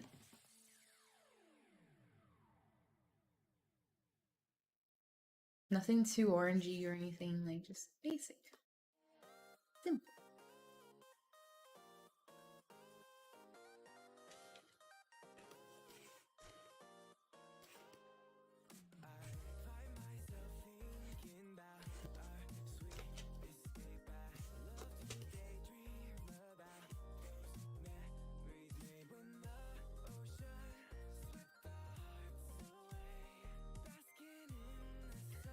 Go for more toned down for the snout area, maybe that's just right here on the eye too.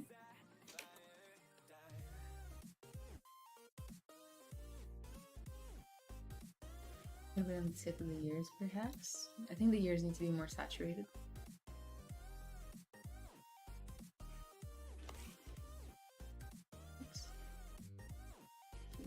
I'm gonna copy this most brightest shade and go more saturated and brighter and go for the inside of the ears.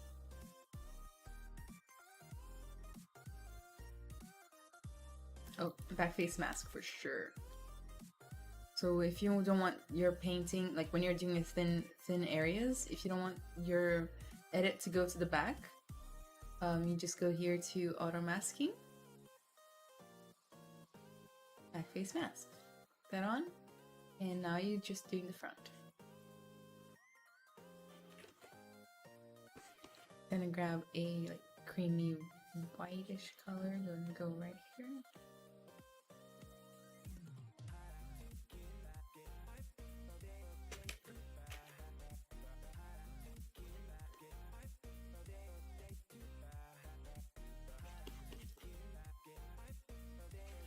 Now, I'm gonna do it just right under the eye. It's very discreet. And then another round of this like dark grayish brown right here to kind of like show off the hairless eyeline. Eyeline.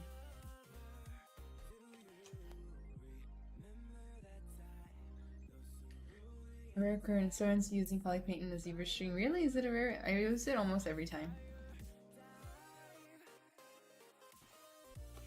So just help bring out the eyes a little bit. I'm also going to put a little bit in here in the nose, fake that shadow.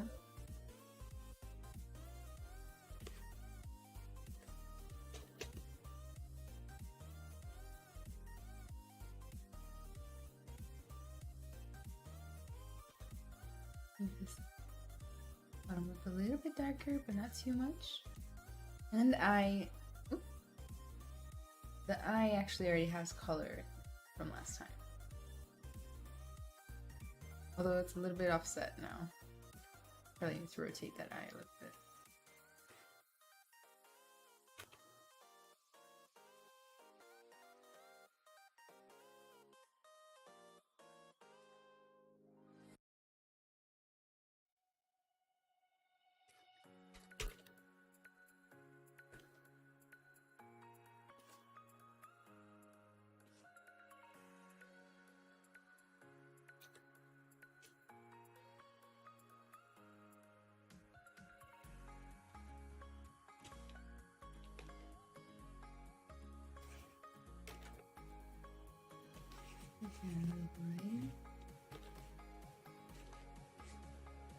See that? Nothing, no big deal.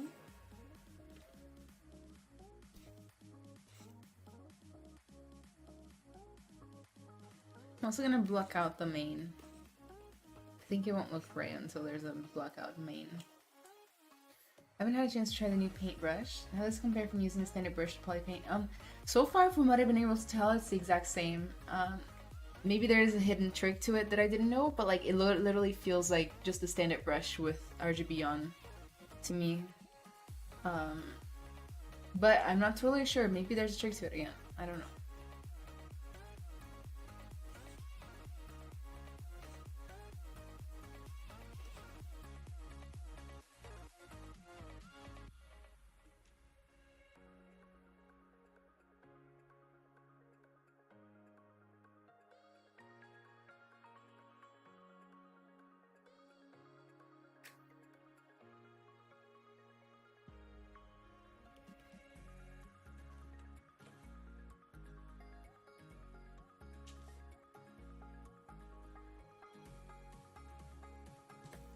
I'm just kind of using like this mask by smoothness to kind of bring out some of the relief on the model.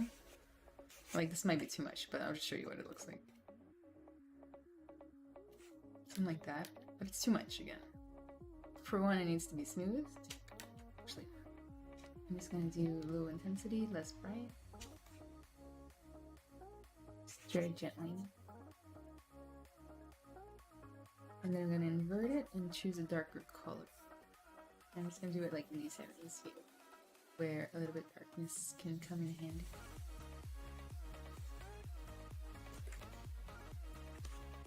That might have been too much.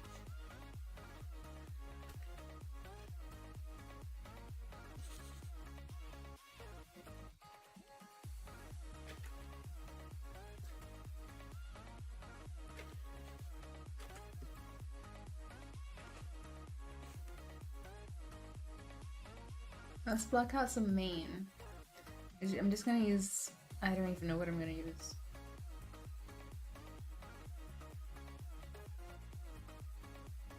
Chat's quiet. Did everyone leave? I don't think so. I think everybody's just... hasn't recovered from my break. Maybe. We'll see. Oh, I know what I'm gonna do. I'm gonna use extract for the main. So I'm going to use the mask lasso brush. Just try my best to get something that looks relatively smooth.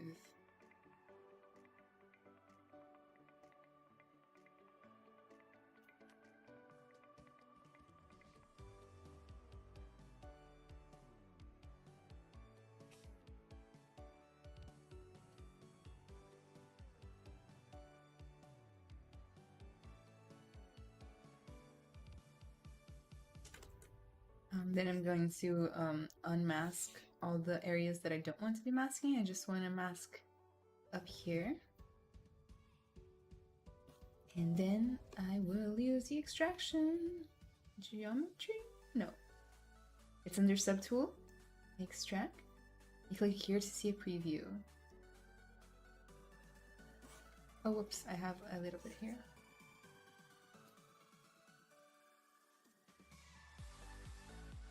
Looks like I still have a little bit there.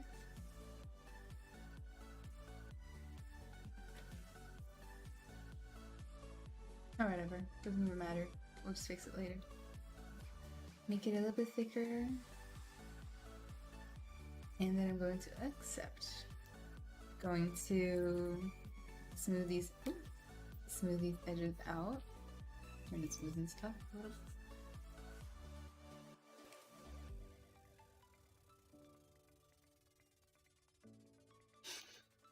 How did you paint the eyes so quickly? They were already painted before I started.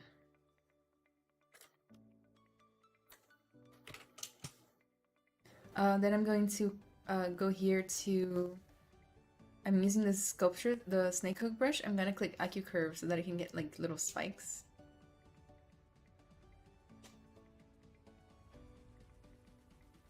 Like that. And I'm gonna get it from a little bit of an angle here so that I only make one.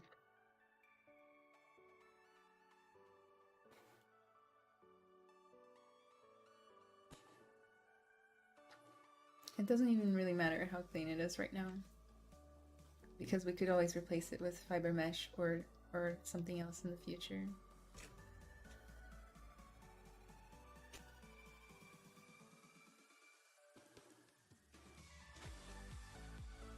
You want my ArtStation link?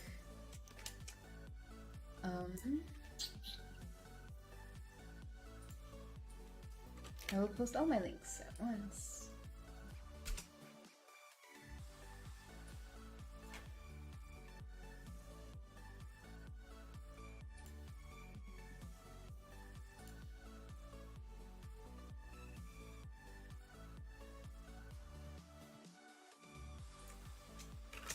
And make sure to follow me on Twitch, guys, and social media, but specifically Twitch, where I stream ZBrush every Sunday at 5 p.m. Central Time.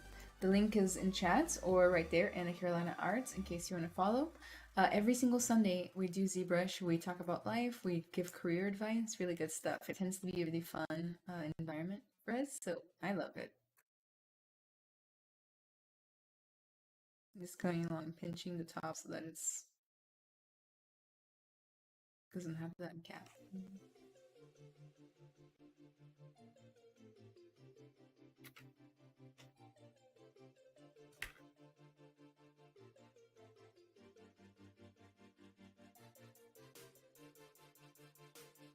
It looks a lot more horsey with a main blocked out.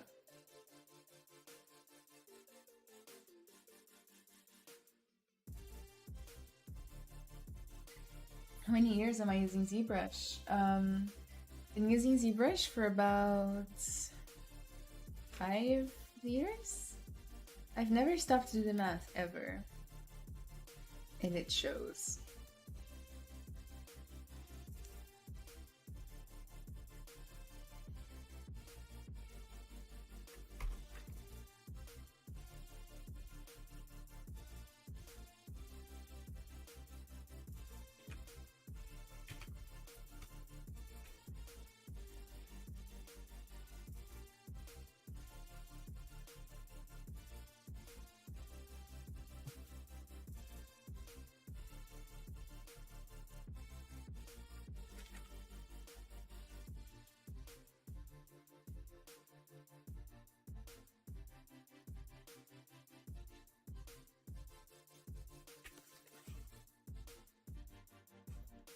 I'm just gonna go real fast and paint it a little bit with some creamy white, I think.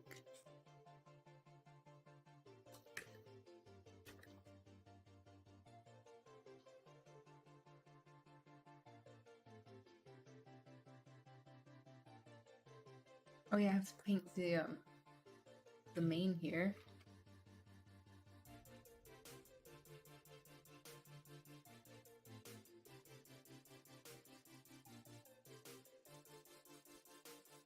Just choosing color, fill objects. I have RGB not set to 100, so it takes a couple of tries here.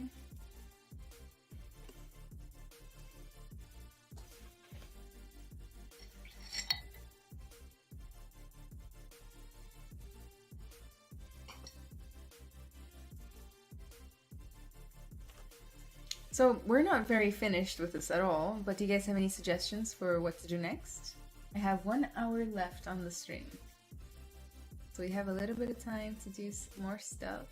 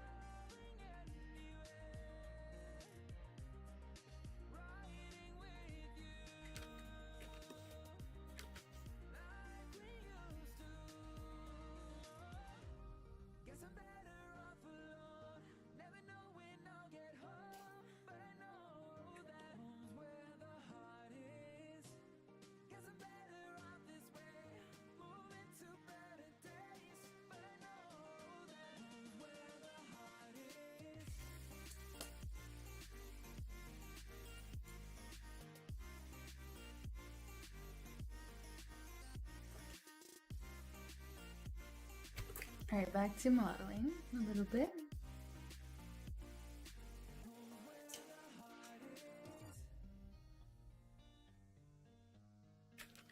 This is way too high intensity.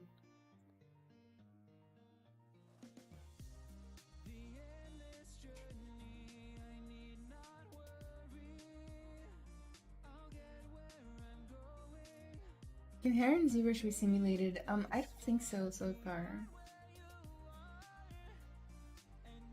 How long did it take you to reach this level of skill?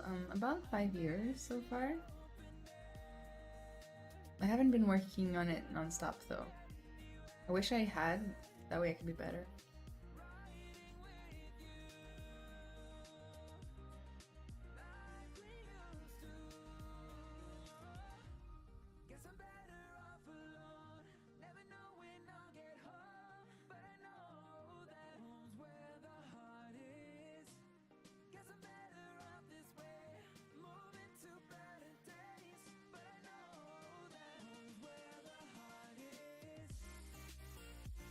By the way, you can use this new render, fade opacity thing under render, where it just takes off all the materials and colors of your thing, and it's really helpful.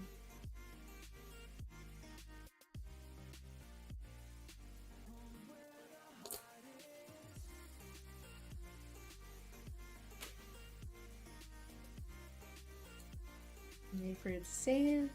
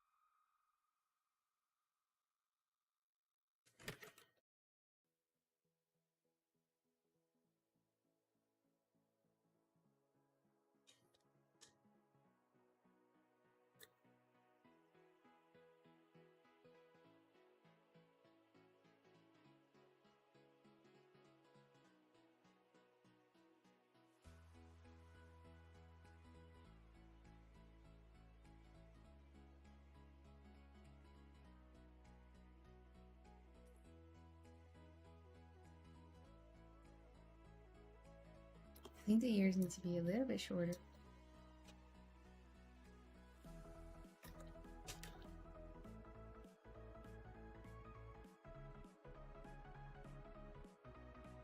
Please export Unreal UV map like normal and displacement map and apply in Maya. I can't do that right now, but it's very easy. I recommend looking up a tutorial.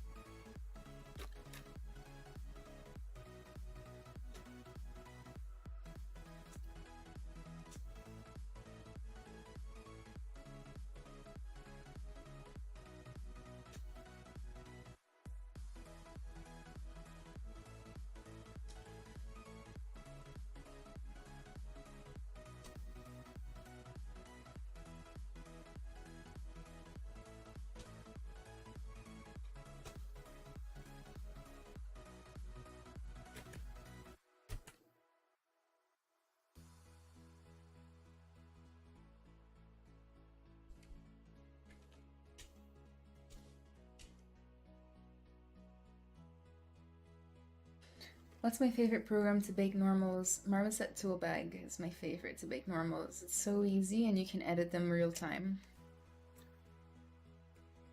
That way if you get issues, you can just like right then and there just fix them. You can adjust the cage real time, you can adjust all sorts of things. It's amazing.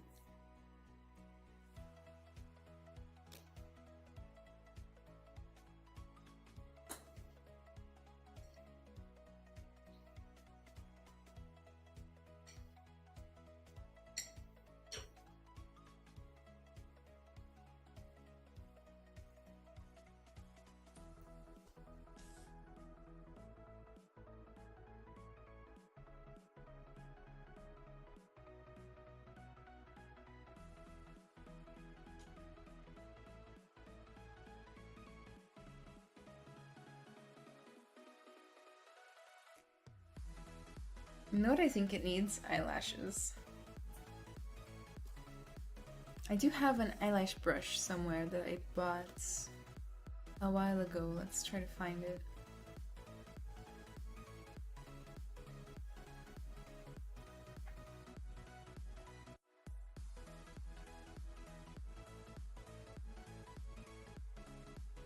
Wonder where it is.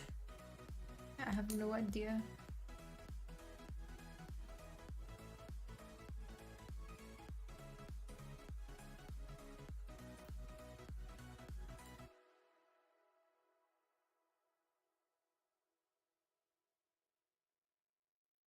I think I deleted it on accident. Oopsie.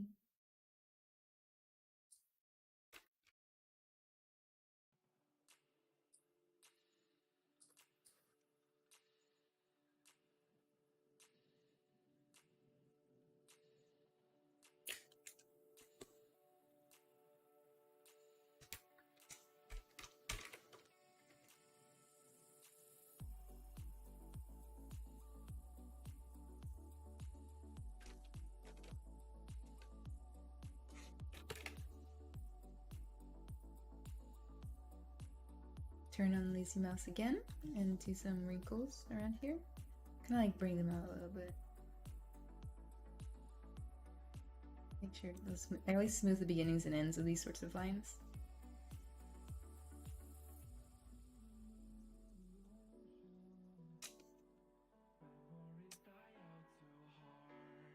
That way you don't get those harsh breaks.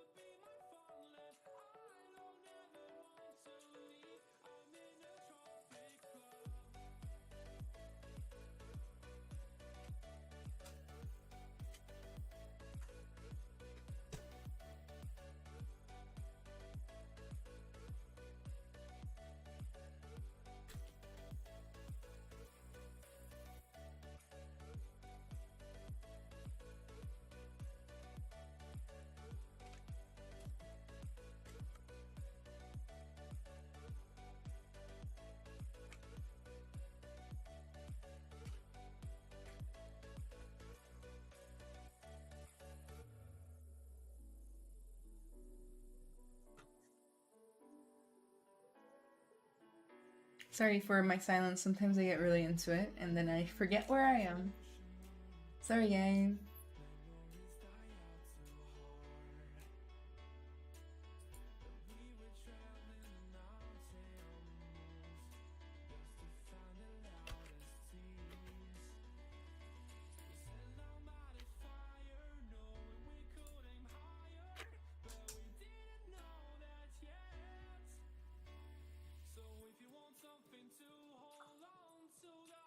Sorry guys, I'm sorry, I just need to make sure that everything's working properly.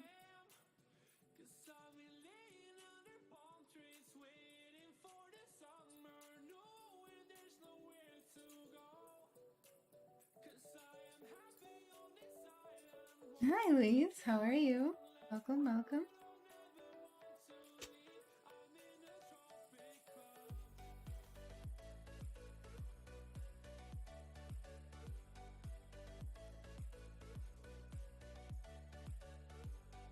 Increase intensity on the limit standard right here. I need to fix that area so bad.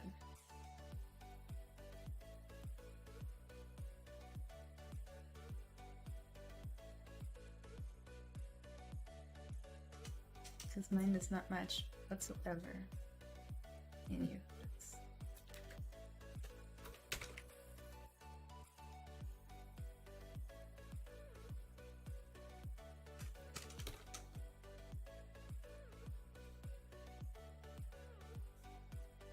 It's very messy right now, but it's okay. There's no problem we can't fix.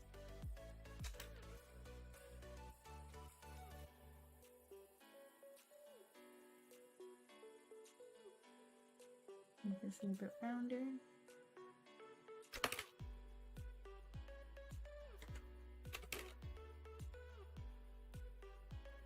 Cut in this little gap better. Smooth. Try to keep it as clean as possible, even though it's possibly the least clean part of this model so far.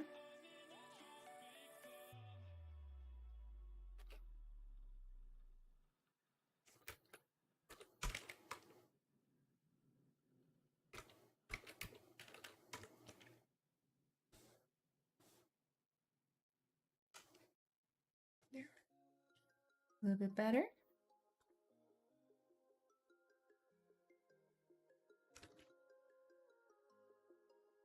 Which one brushes are the ones you use the most or you recommend the most? The ones I use the most are the most basic ones. They are the clay buildup and move, snake hook, Damien standards would be my main brushes.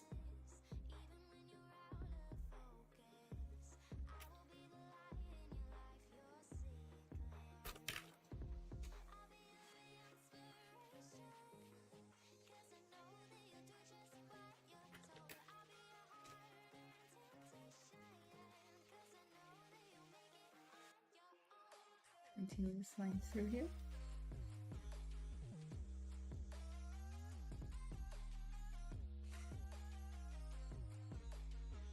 Always make sure to zoom out and look at the entirety of your model before you keep going too much. Plus, let's go up subdivision too. That might help with some of these trickier areas.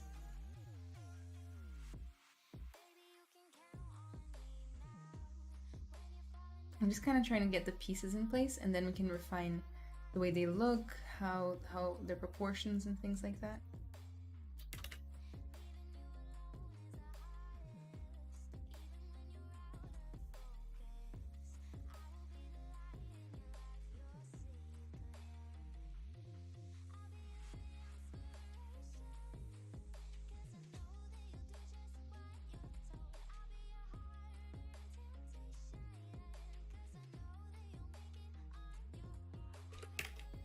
Just for now, we can always refine,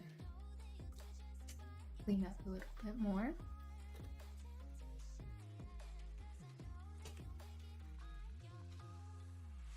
Use fiber mesh for the eyelashes. I wanted to use this brush I bought from ArtStation, which was basically it's like a insert curve mesh brush. What do you call those? It's like insert multi-mesh, but on a curve, and it kind of just has a bunch of meshes of eyelashes, and it's great.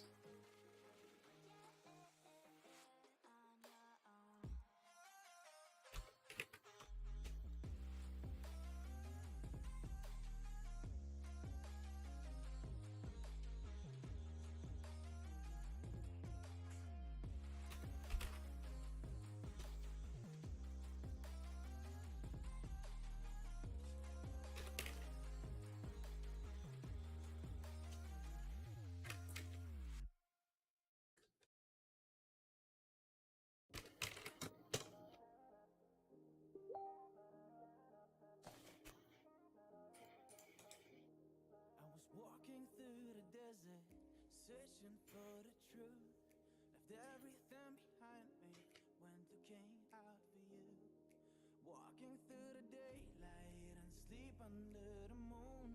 Watch every single sighting, a mirage the same as the moon. It's not perfect, but now we can get to work on it a little bit better.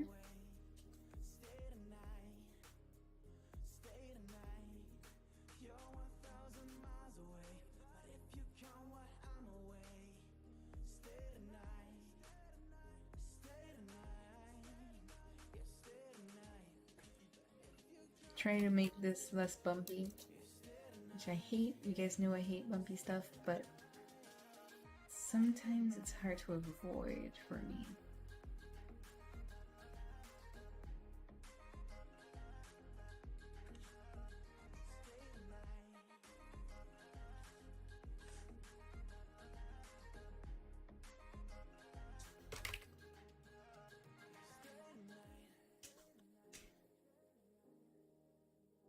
Looks a little bit better. Let's keep going. Always looking for multiple angles, because sometimes, you know, the source of your problems are in a totally different angle that you couldn't even see before.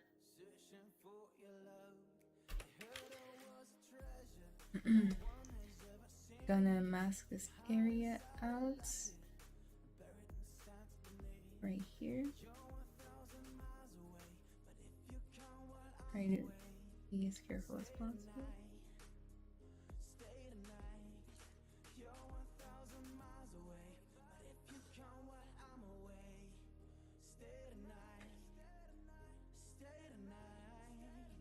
Got off symmetry, or actually I didn't have perspective on it. Dang. Thought I did. So I'm going to use this mask as a way to refine the way all the creases and cuts happen in that area. I'm going to push this upwards a little bit so that we get this nice cut right there.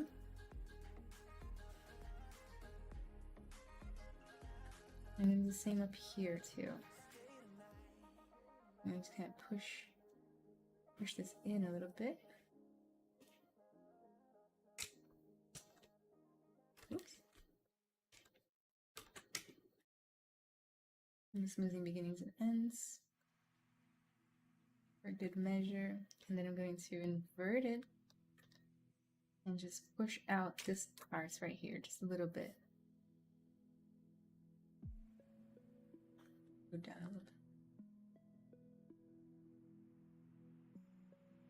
When it comes to the eyes, it often comes down to like very like having to mask a lot is important. Things like that. And then eventually you'll start cleaning it up more and more. Then you can always smooth that a little bit.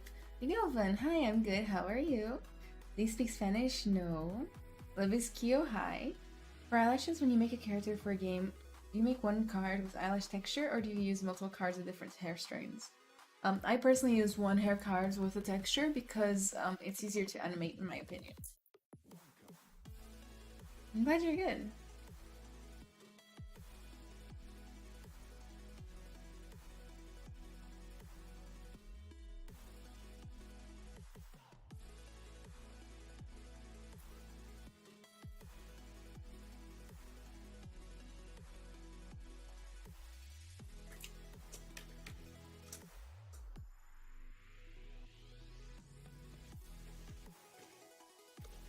Let's do the same up here. I should have masked this all at once to make it nice and cleaner, but you know what? Now it's too late. Give it a quick little smooth just for good measure. And bring this forward. Smooth, smooth, smooth all the time. And just quite a little bit of smooth at the front. Alright, so we have that crease going. Now, for the next bit, we have this little shape that comes over here.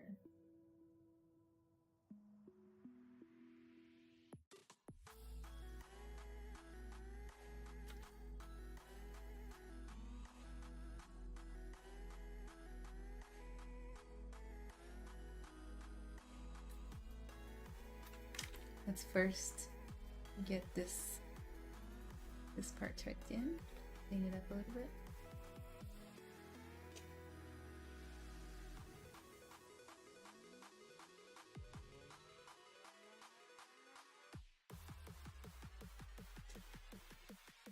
Just quick smooth that area.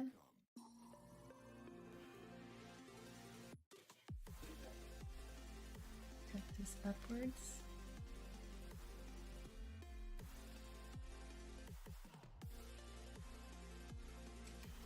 Smooth.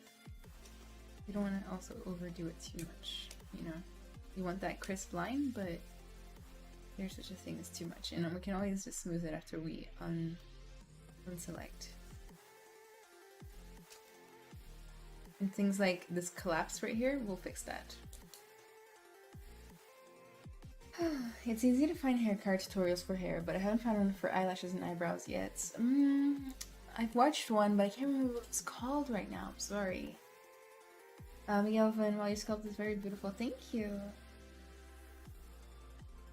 How do you detail the eye of the horse? I just poly painted it so far. I started with the darkest colors, and I did highlights as I went. I pull this collapse out here.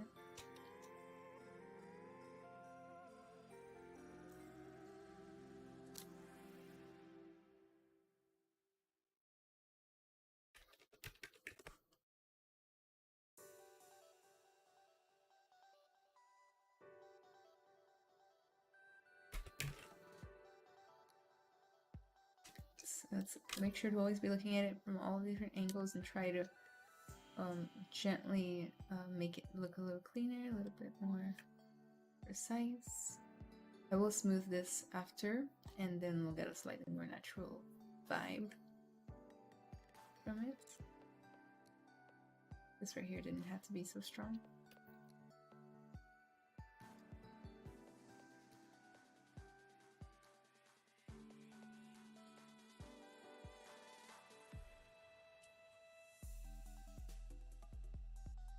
Let's go in here again and Demian Standard this up a little bit. Ooh, this is not the Demian Standard brush.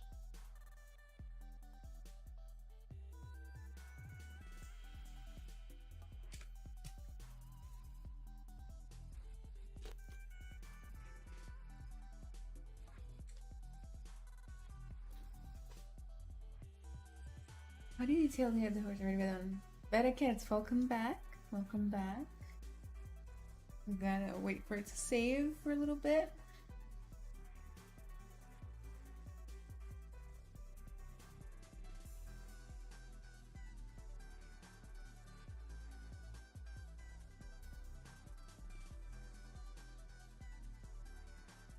All right.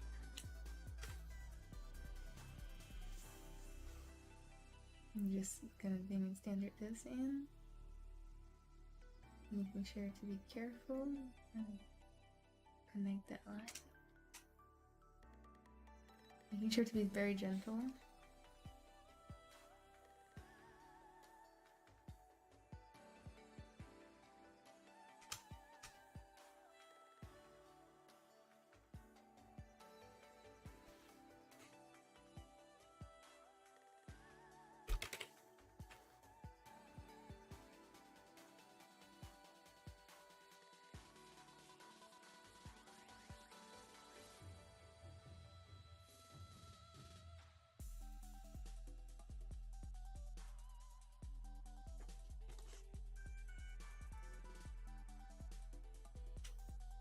gentle smoothing the area. I'm gonna go back in, notice some wobbliness, try to get rid of it a little bit.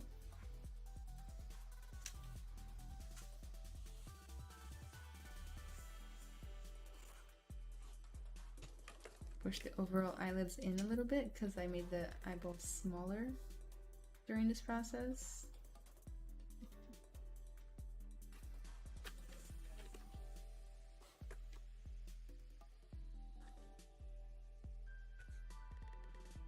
Boa tarde, eu fiquei aqui curtindo esse trabalho um pouco. Ai, obrigada, Gabriel. Bem-vindo.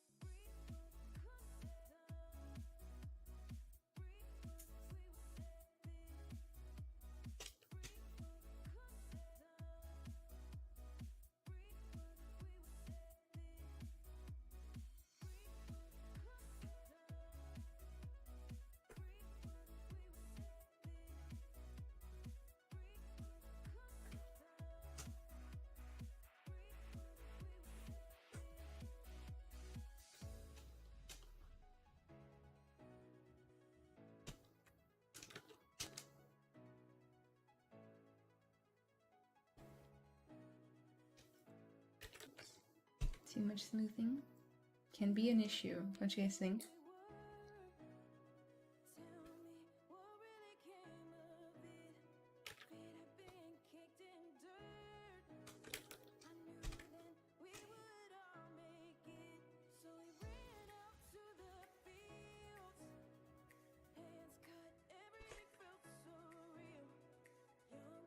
How did this end up here, I wonder?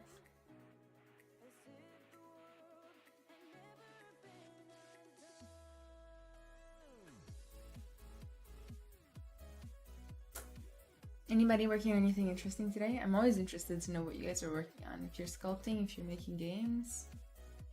I am so happy it's Saturday. You guys have no idea. I worked so hard this week.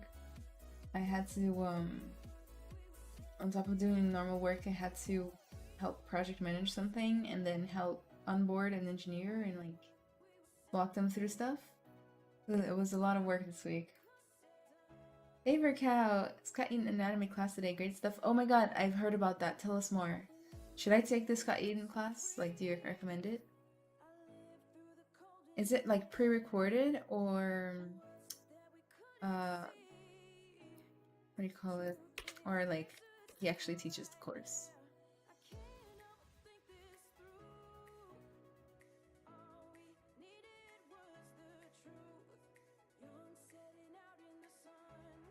Great job, it's very nice. Thank you, Luis. No problem, Saeed.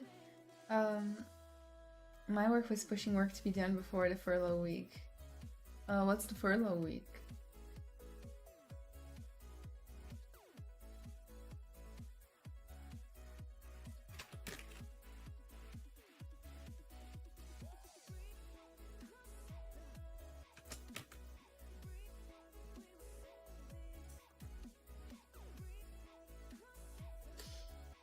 I love it. The pre-recorded classes and feedback once a week, but for a cheaper price, you get only the classes. Nice. I just really need to take some courses at some point this year. Like, honestly, like whenever I get in a funk with my art, taking a course really helps because it takes a lot of the kind of like the guesswork out of it, you could say. Like you can just learn something and do it the way you've been taught, and boom, like there you go, you've learned something new. Or like a different way to do something. I really like doing that. Like a lot of people, they get too caught up in a single way to do things, including myself. By a lot of people, I mean me. And I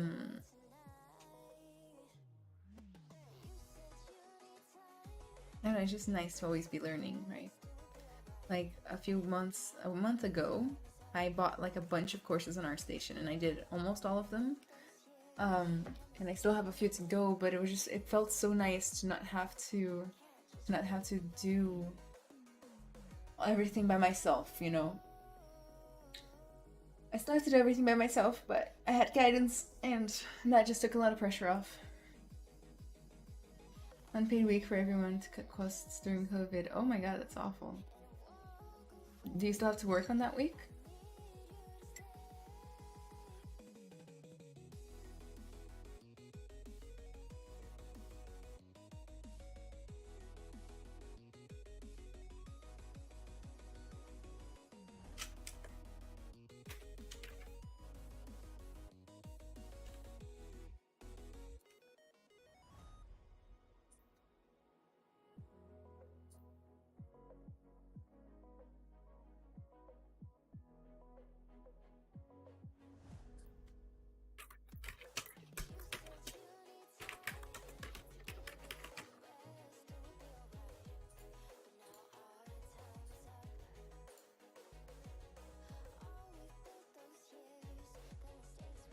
For the people on furlough, no.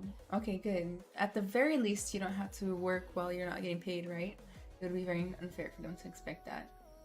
Levi, speaking of classes, and I remember on a past stream you said you wanted to take Chris Costa course. Did you see the one he released aimed at Brazilian people? Yes, I did, and I'm definitely going to buy it for sure, 100% ready to buy that. I just haven't yet.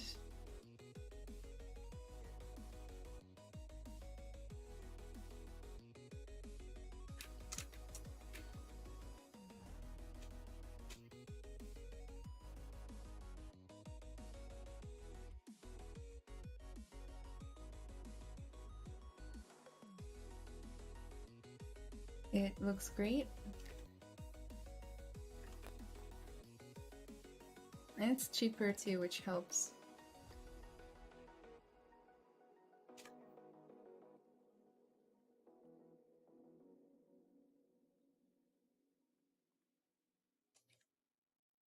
Barrack thinks, and can you show me beginner's course, please? Are you wanting like, what do you call it? Recommendations? I always recommend looking up in YouTube Z Classroom, Michael Pavlovich, and Danny Mac for beginners, and Flipped Normals.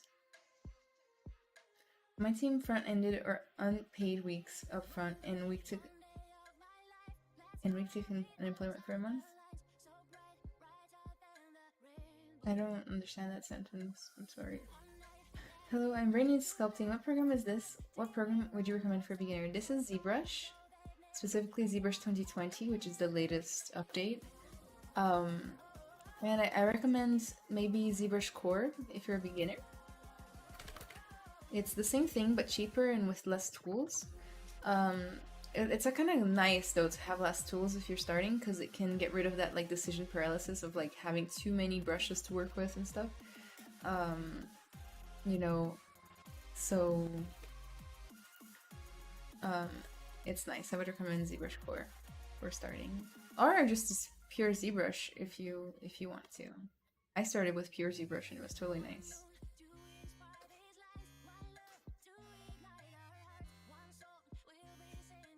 They didn't even have ZBrush Core back in the day. I'm so old.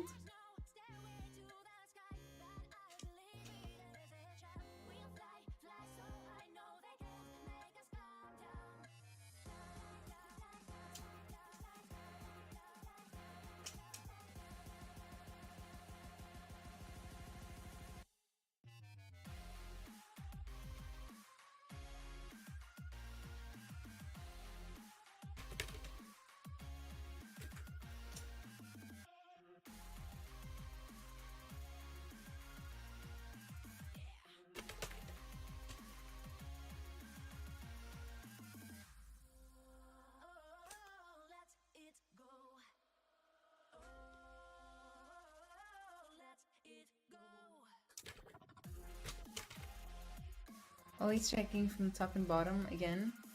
Your eyelids, make sure that they're like brown like your eye at least.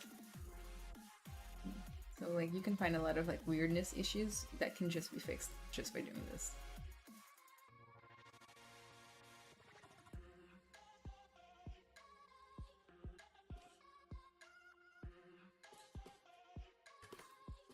I'm gonna go ahead and do a quick save. Yes, flip normals or classes are great for complete beginners. They really are. They're really nice.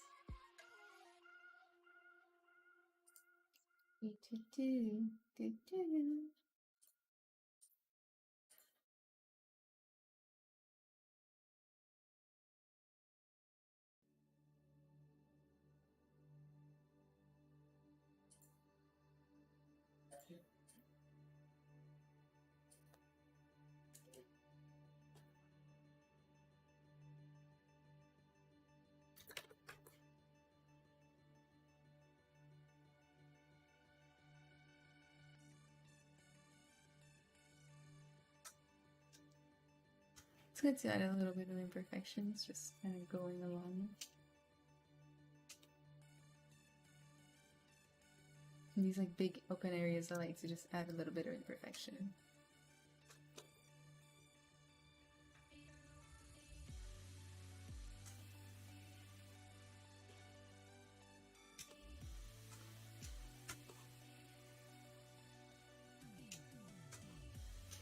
Make sure to smooth so that you don't get those brush strokes too much in there though.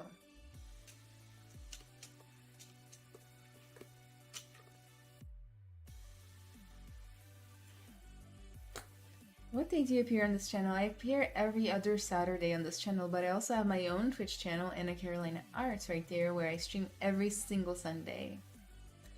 Esse cavalo, obrigada, nada Chico.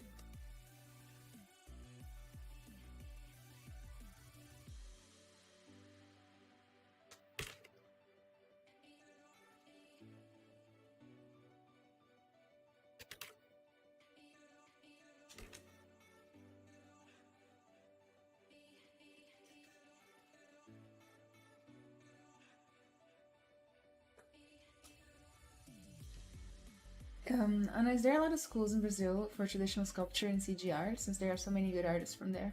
I don't want to say there's a lot, but there's a few. Yeah. Not as much as the United States.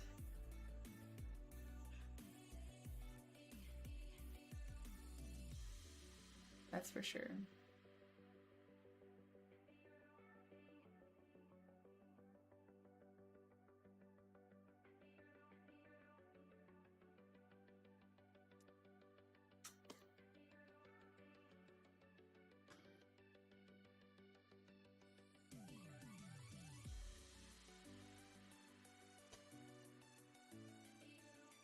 Just rounding out some of these parts of the ears.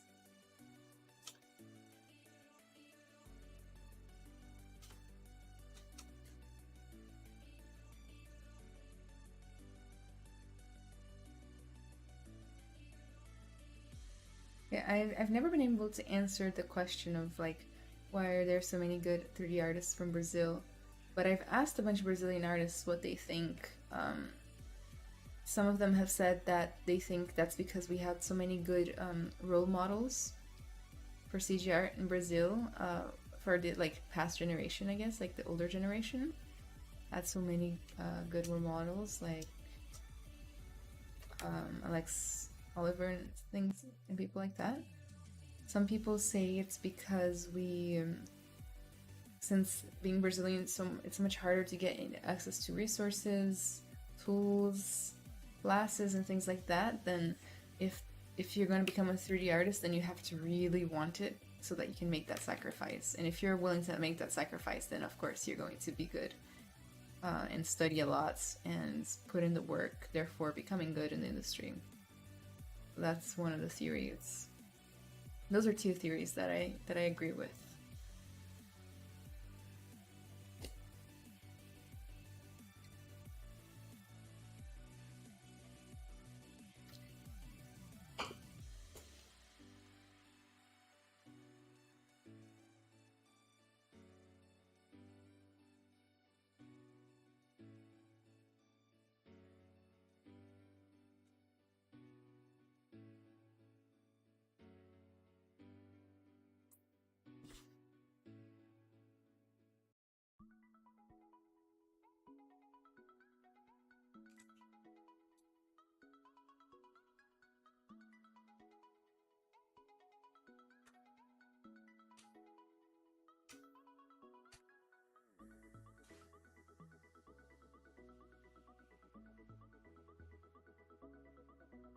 Brazilian got fire. Animators from Brazil are amazing. So much style and sense of weight and timing. I love good animators. I don't even know the ones from Brazil, but just in general.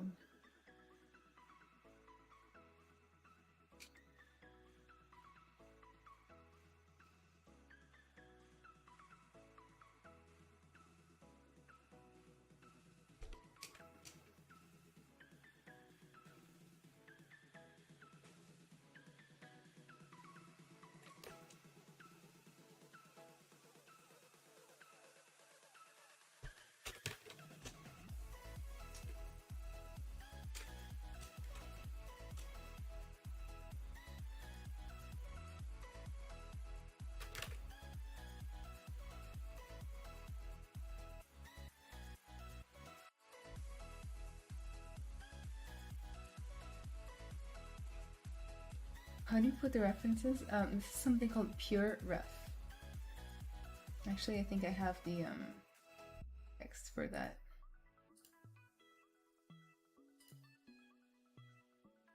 Right there, Pure Ref. It's on the screen. It goes really well with ZBrush, and it's free, or at least it used to be.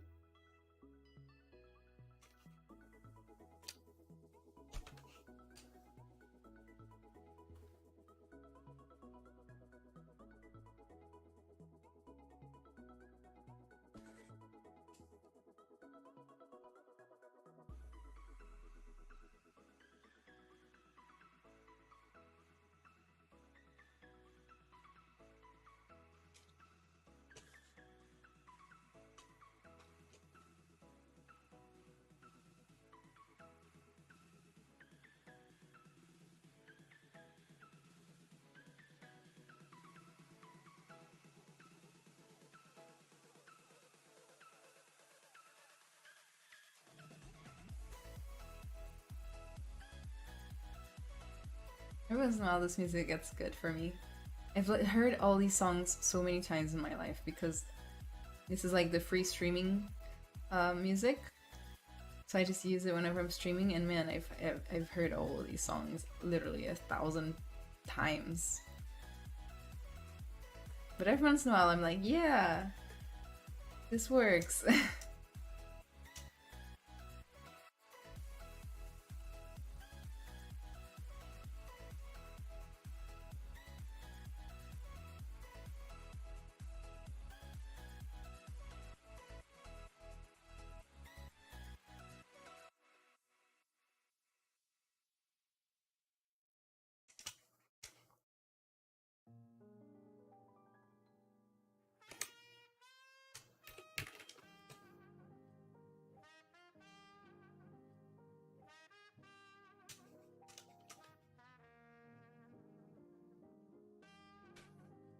Tô apaixonada na sua modelagem. Obrigada, Ana do Chico.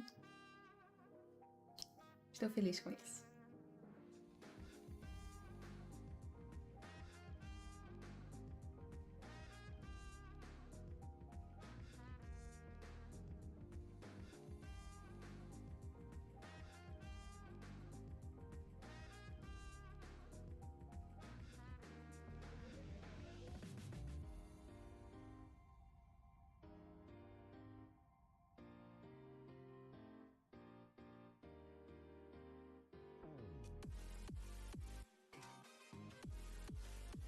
Third Pen, hello, welcome to the stream. I totally forget that we stream on Mixer now. I've never even like really been on Mixer. Fascinating.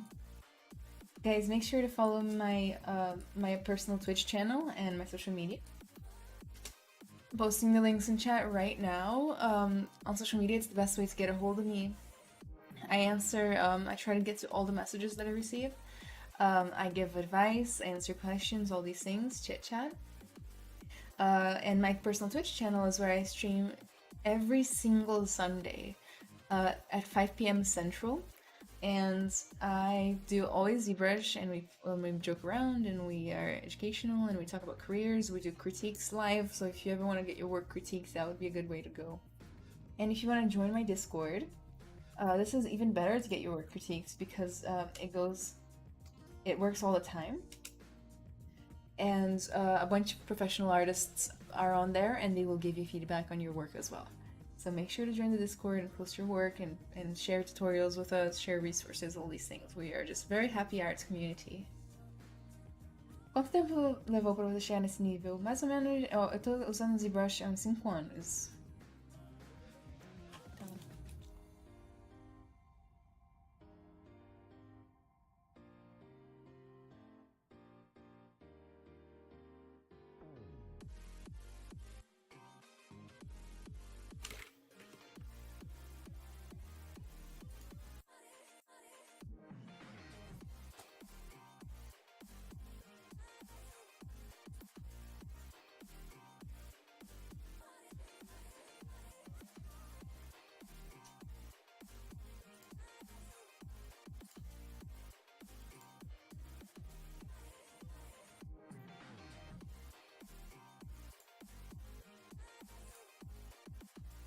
Eu tenho que praticar bastante, então...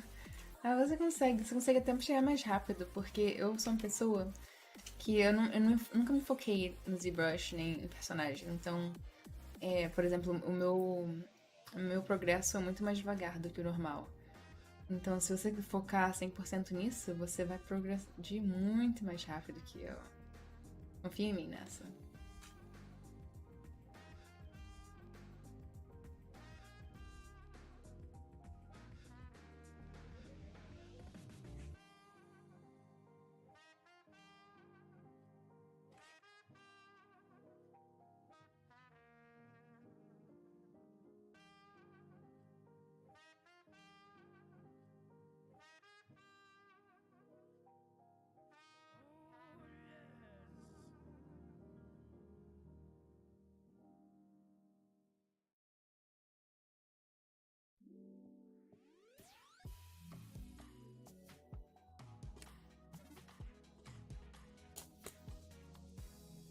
Galera, falta... Guys, there's only 10 minutes left on the stream. So if you want to ask any questions, feel free to do so before we end, ideally. So make sure to ask any questions you have now. I'm here to help.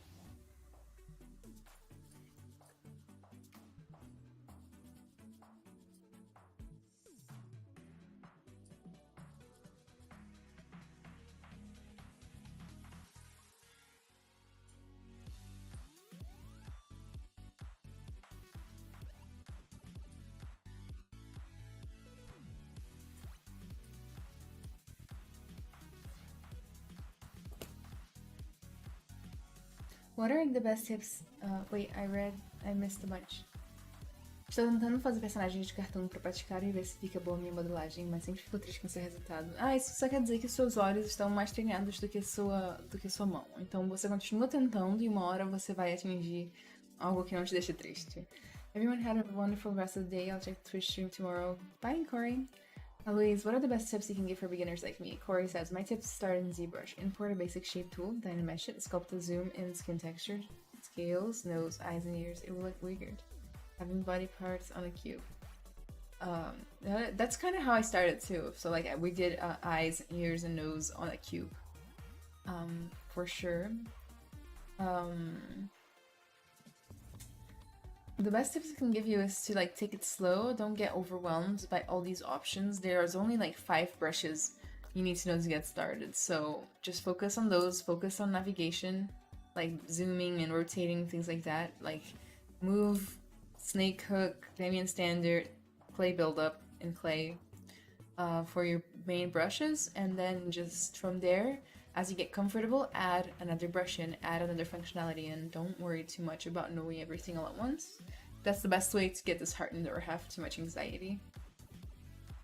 Have a good weekend and hopefully see you tomorrow on Twitch. Yes, definitely. I will definitely be here on Twitch unless something bad happens. Let me show you guys the projects I did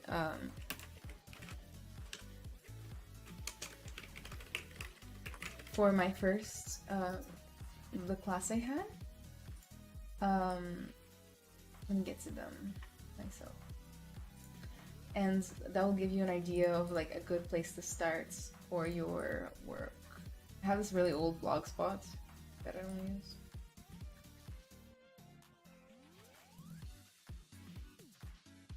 Okay. The very first things I did in ZBrush were making like blockouts out of these spheres. Super basic, right? Nothing pretty. The beauty of this is that it teaches you a lot about how to navigate a little bit better, you know, without much pressure. In this case, I used these spheres. So like this was me trying to do a deer foot, deer body. Like look at that. That was my first stuff in ZBrush ever. This is a female torso, like, and this, you know, it's not much, but you have to start so small, and then build up. I blocked out a T-Rex, you know, like, not a big deal. And then from there, I worked on the different, like, I took that block out and I started giving it a little bit more shape. I think I used only smooth and move to for this, and then like a little bit more complicated, I started adding like secondary forms and muscles. It's nothing perfect, but like first thing, you know. And then I tried to finish it up by like adding some details, which did not work out for me very well, as you can see. Yeah, this is the final one. Not good, but like you see like how you kind of start small, start with some parts of the body, start with like a simple block out and then slowly move upwards. And then we did these cubes with body parts on them, like was it Corey was suggesting, just basically, you know, like try to make an ear out of a cube, an eye, things like that. This will just work on your dexterity with ZBrush. So I would recommend small projects like this. Like as your first thing, don't try to make an entire character with clothes and all that.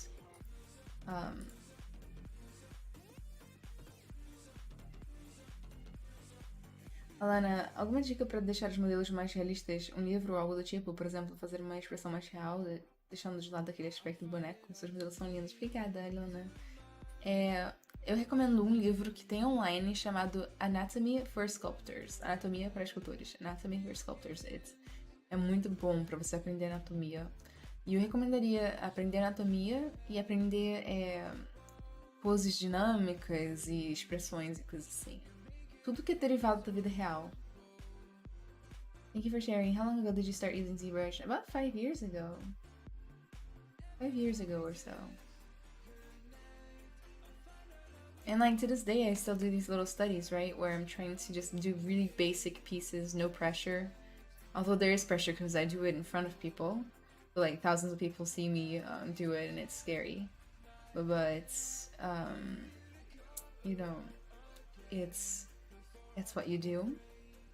So I'm just like, okay, I want to do a little horse head because I want to practice some stuff. And I actually did learn some stuff. You know, like these nostrils were interesting to make. And I feel like I learned something. It was really cool. How to reset something like the lights? What do you mean reset something like the lights in ZBrush?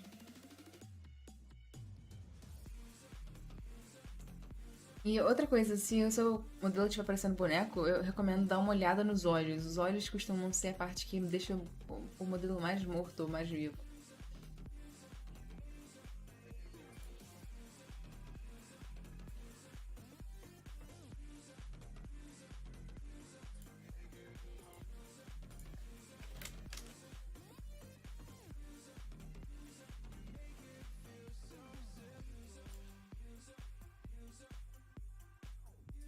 Mas é, galerinha, guys, I am about to log off, so if you have any questions, make sure to ask them right now.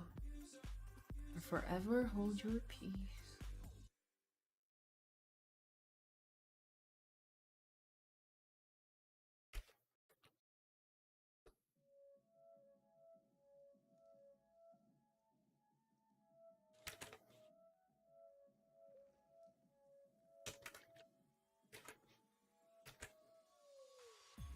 You know what I need to do? I need to get Pablo's new brushes for sculpting hair. Those are cool.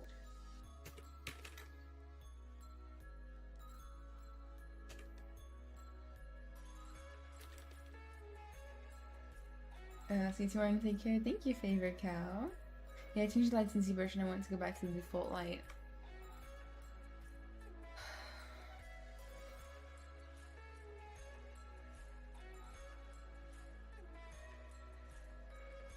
You can always just save the tool and restart ZBrush is a safe bet, or you can save the tool and make a new document. So documents, new document, and then the lights should reset. I don't know how to reset them like specifically. Alrighty guys, thank you so much for joining me today on this fun little ZBrush stream. I hope you guys had a good time, learned something. I definitely did learn some stuff. I'm posting my links once again. Join my Discord if you want to give and get critiques from professional artists, or two professional artists too. Make sure to follow me on social media if you want to reach out to me, get updates on my art, updates on my streaming schedule. And last but not least, I have my own Twitch channel called Anna Carolina Art, where I stream ZBrush every single Sunday at 5 p.m. Central Time. Make sure to come join me. It's a kind of laid back atmosphere where we work on whatever the heck we want to. It's kind of fun. We do group critiques streams on there and all these kinds of other awesome dope stuff that I love. So guys, thank you so much for joining me. Make sure to follow the Pixologic channel, okay? I'm not the only person who streams here, in case you don't know. A ton, like literally a ton of amazing, beautiful, gorgeously talented artists stream on here every single day. And now we have this new series called the Master Series. So if you want to see some real primo ZBrushing, follow this channel and keep updated with the streams. I can't wait to see you guys around again. I stream on here every other Saturday in English and Portuguese. And stay safe, everybody. Thank you. I hope you have a great week. Bye bye.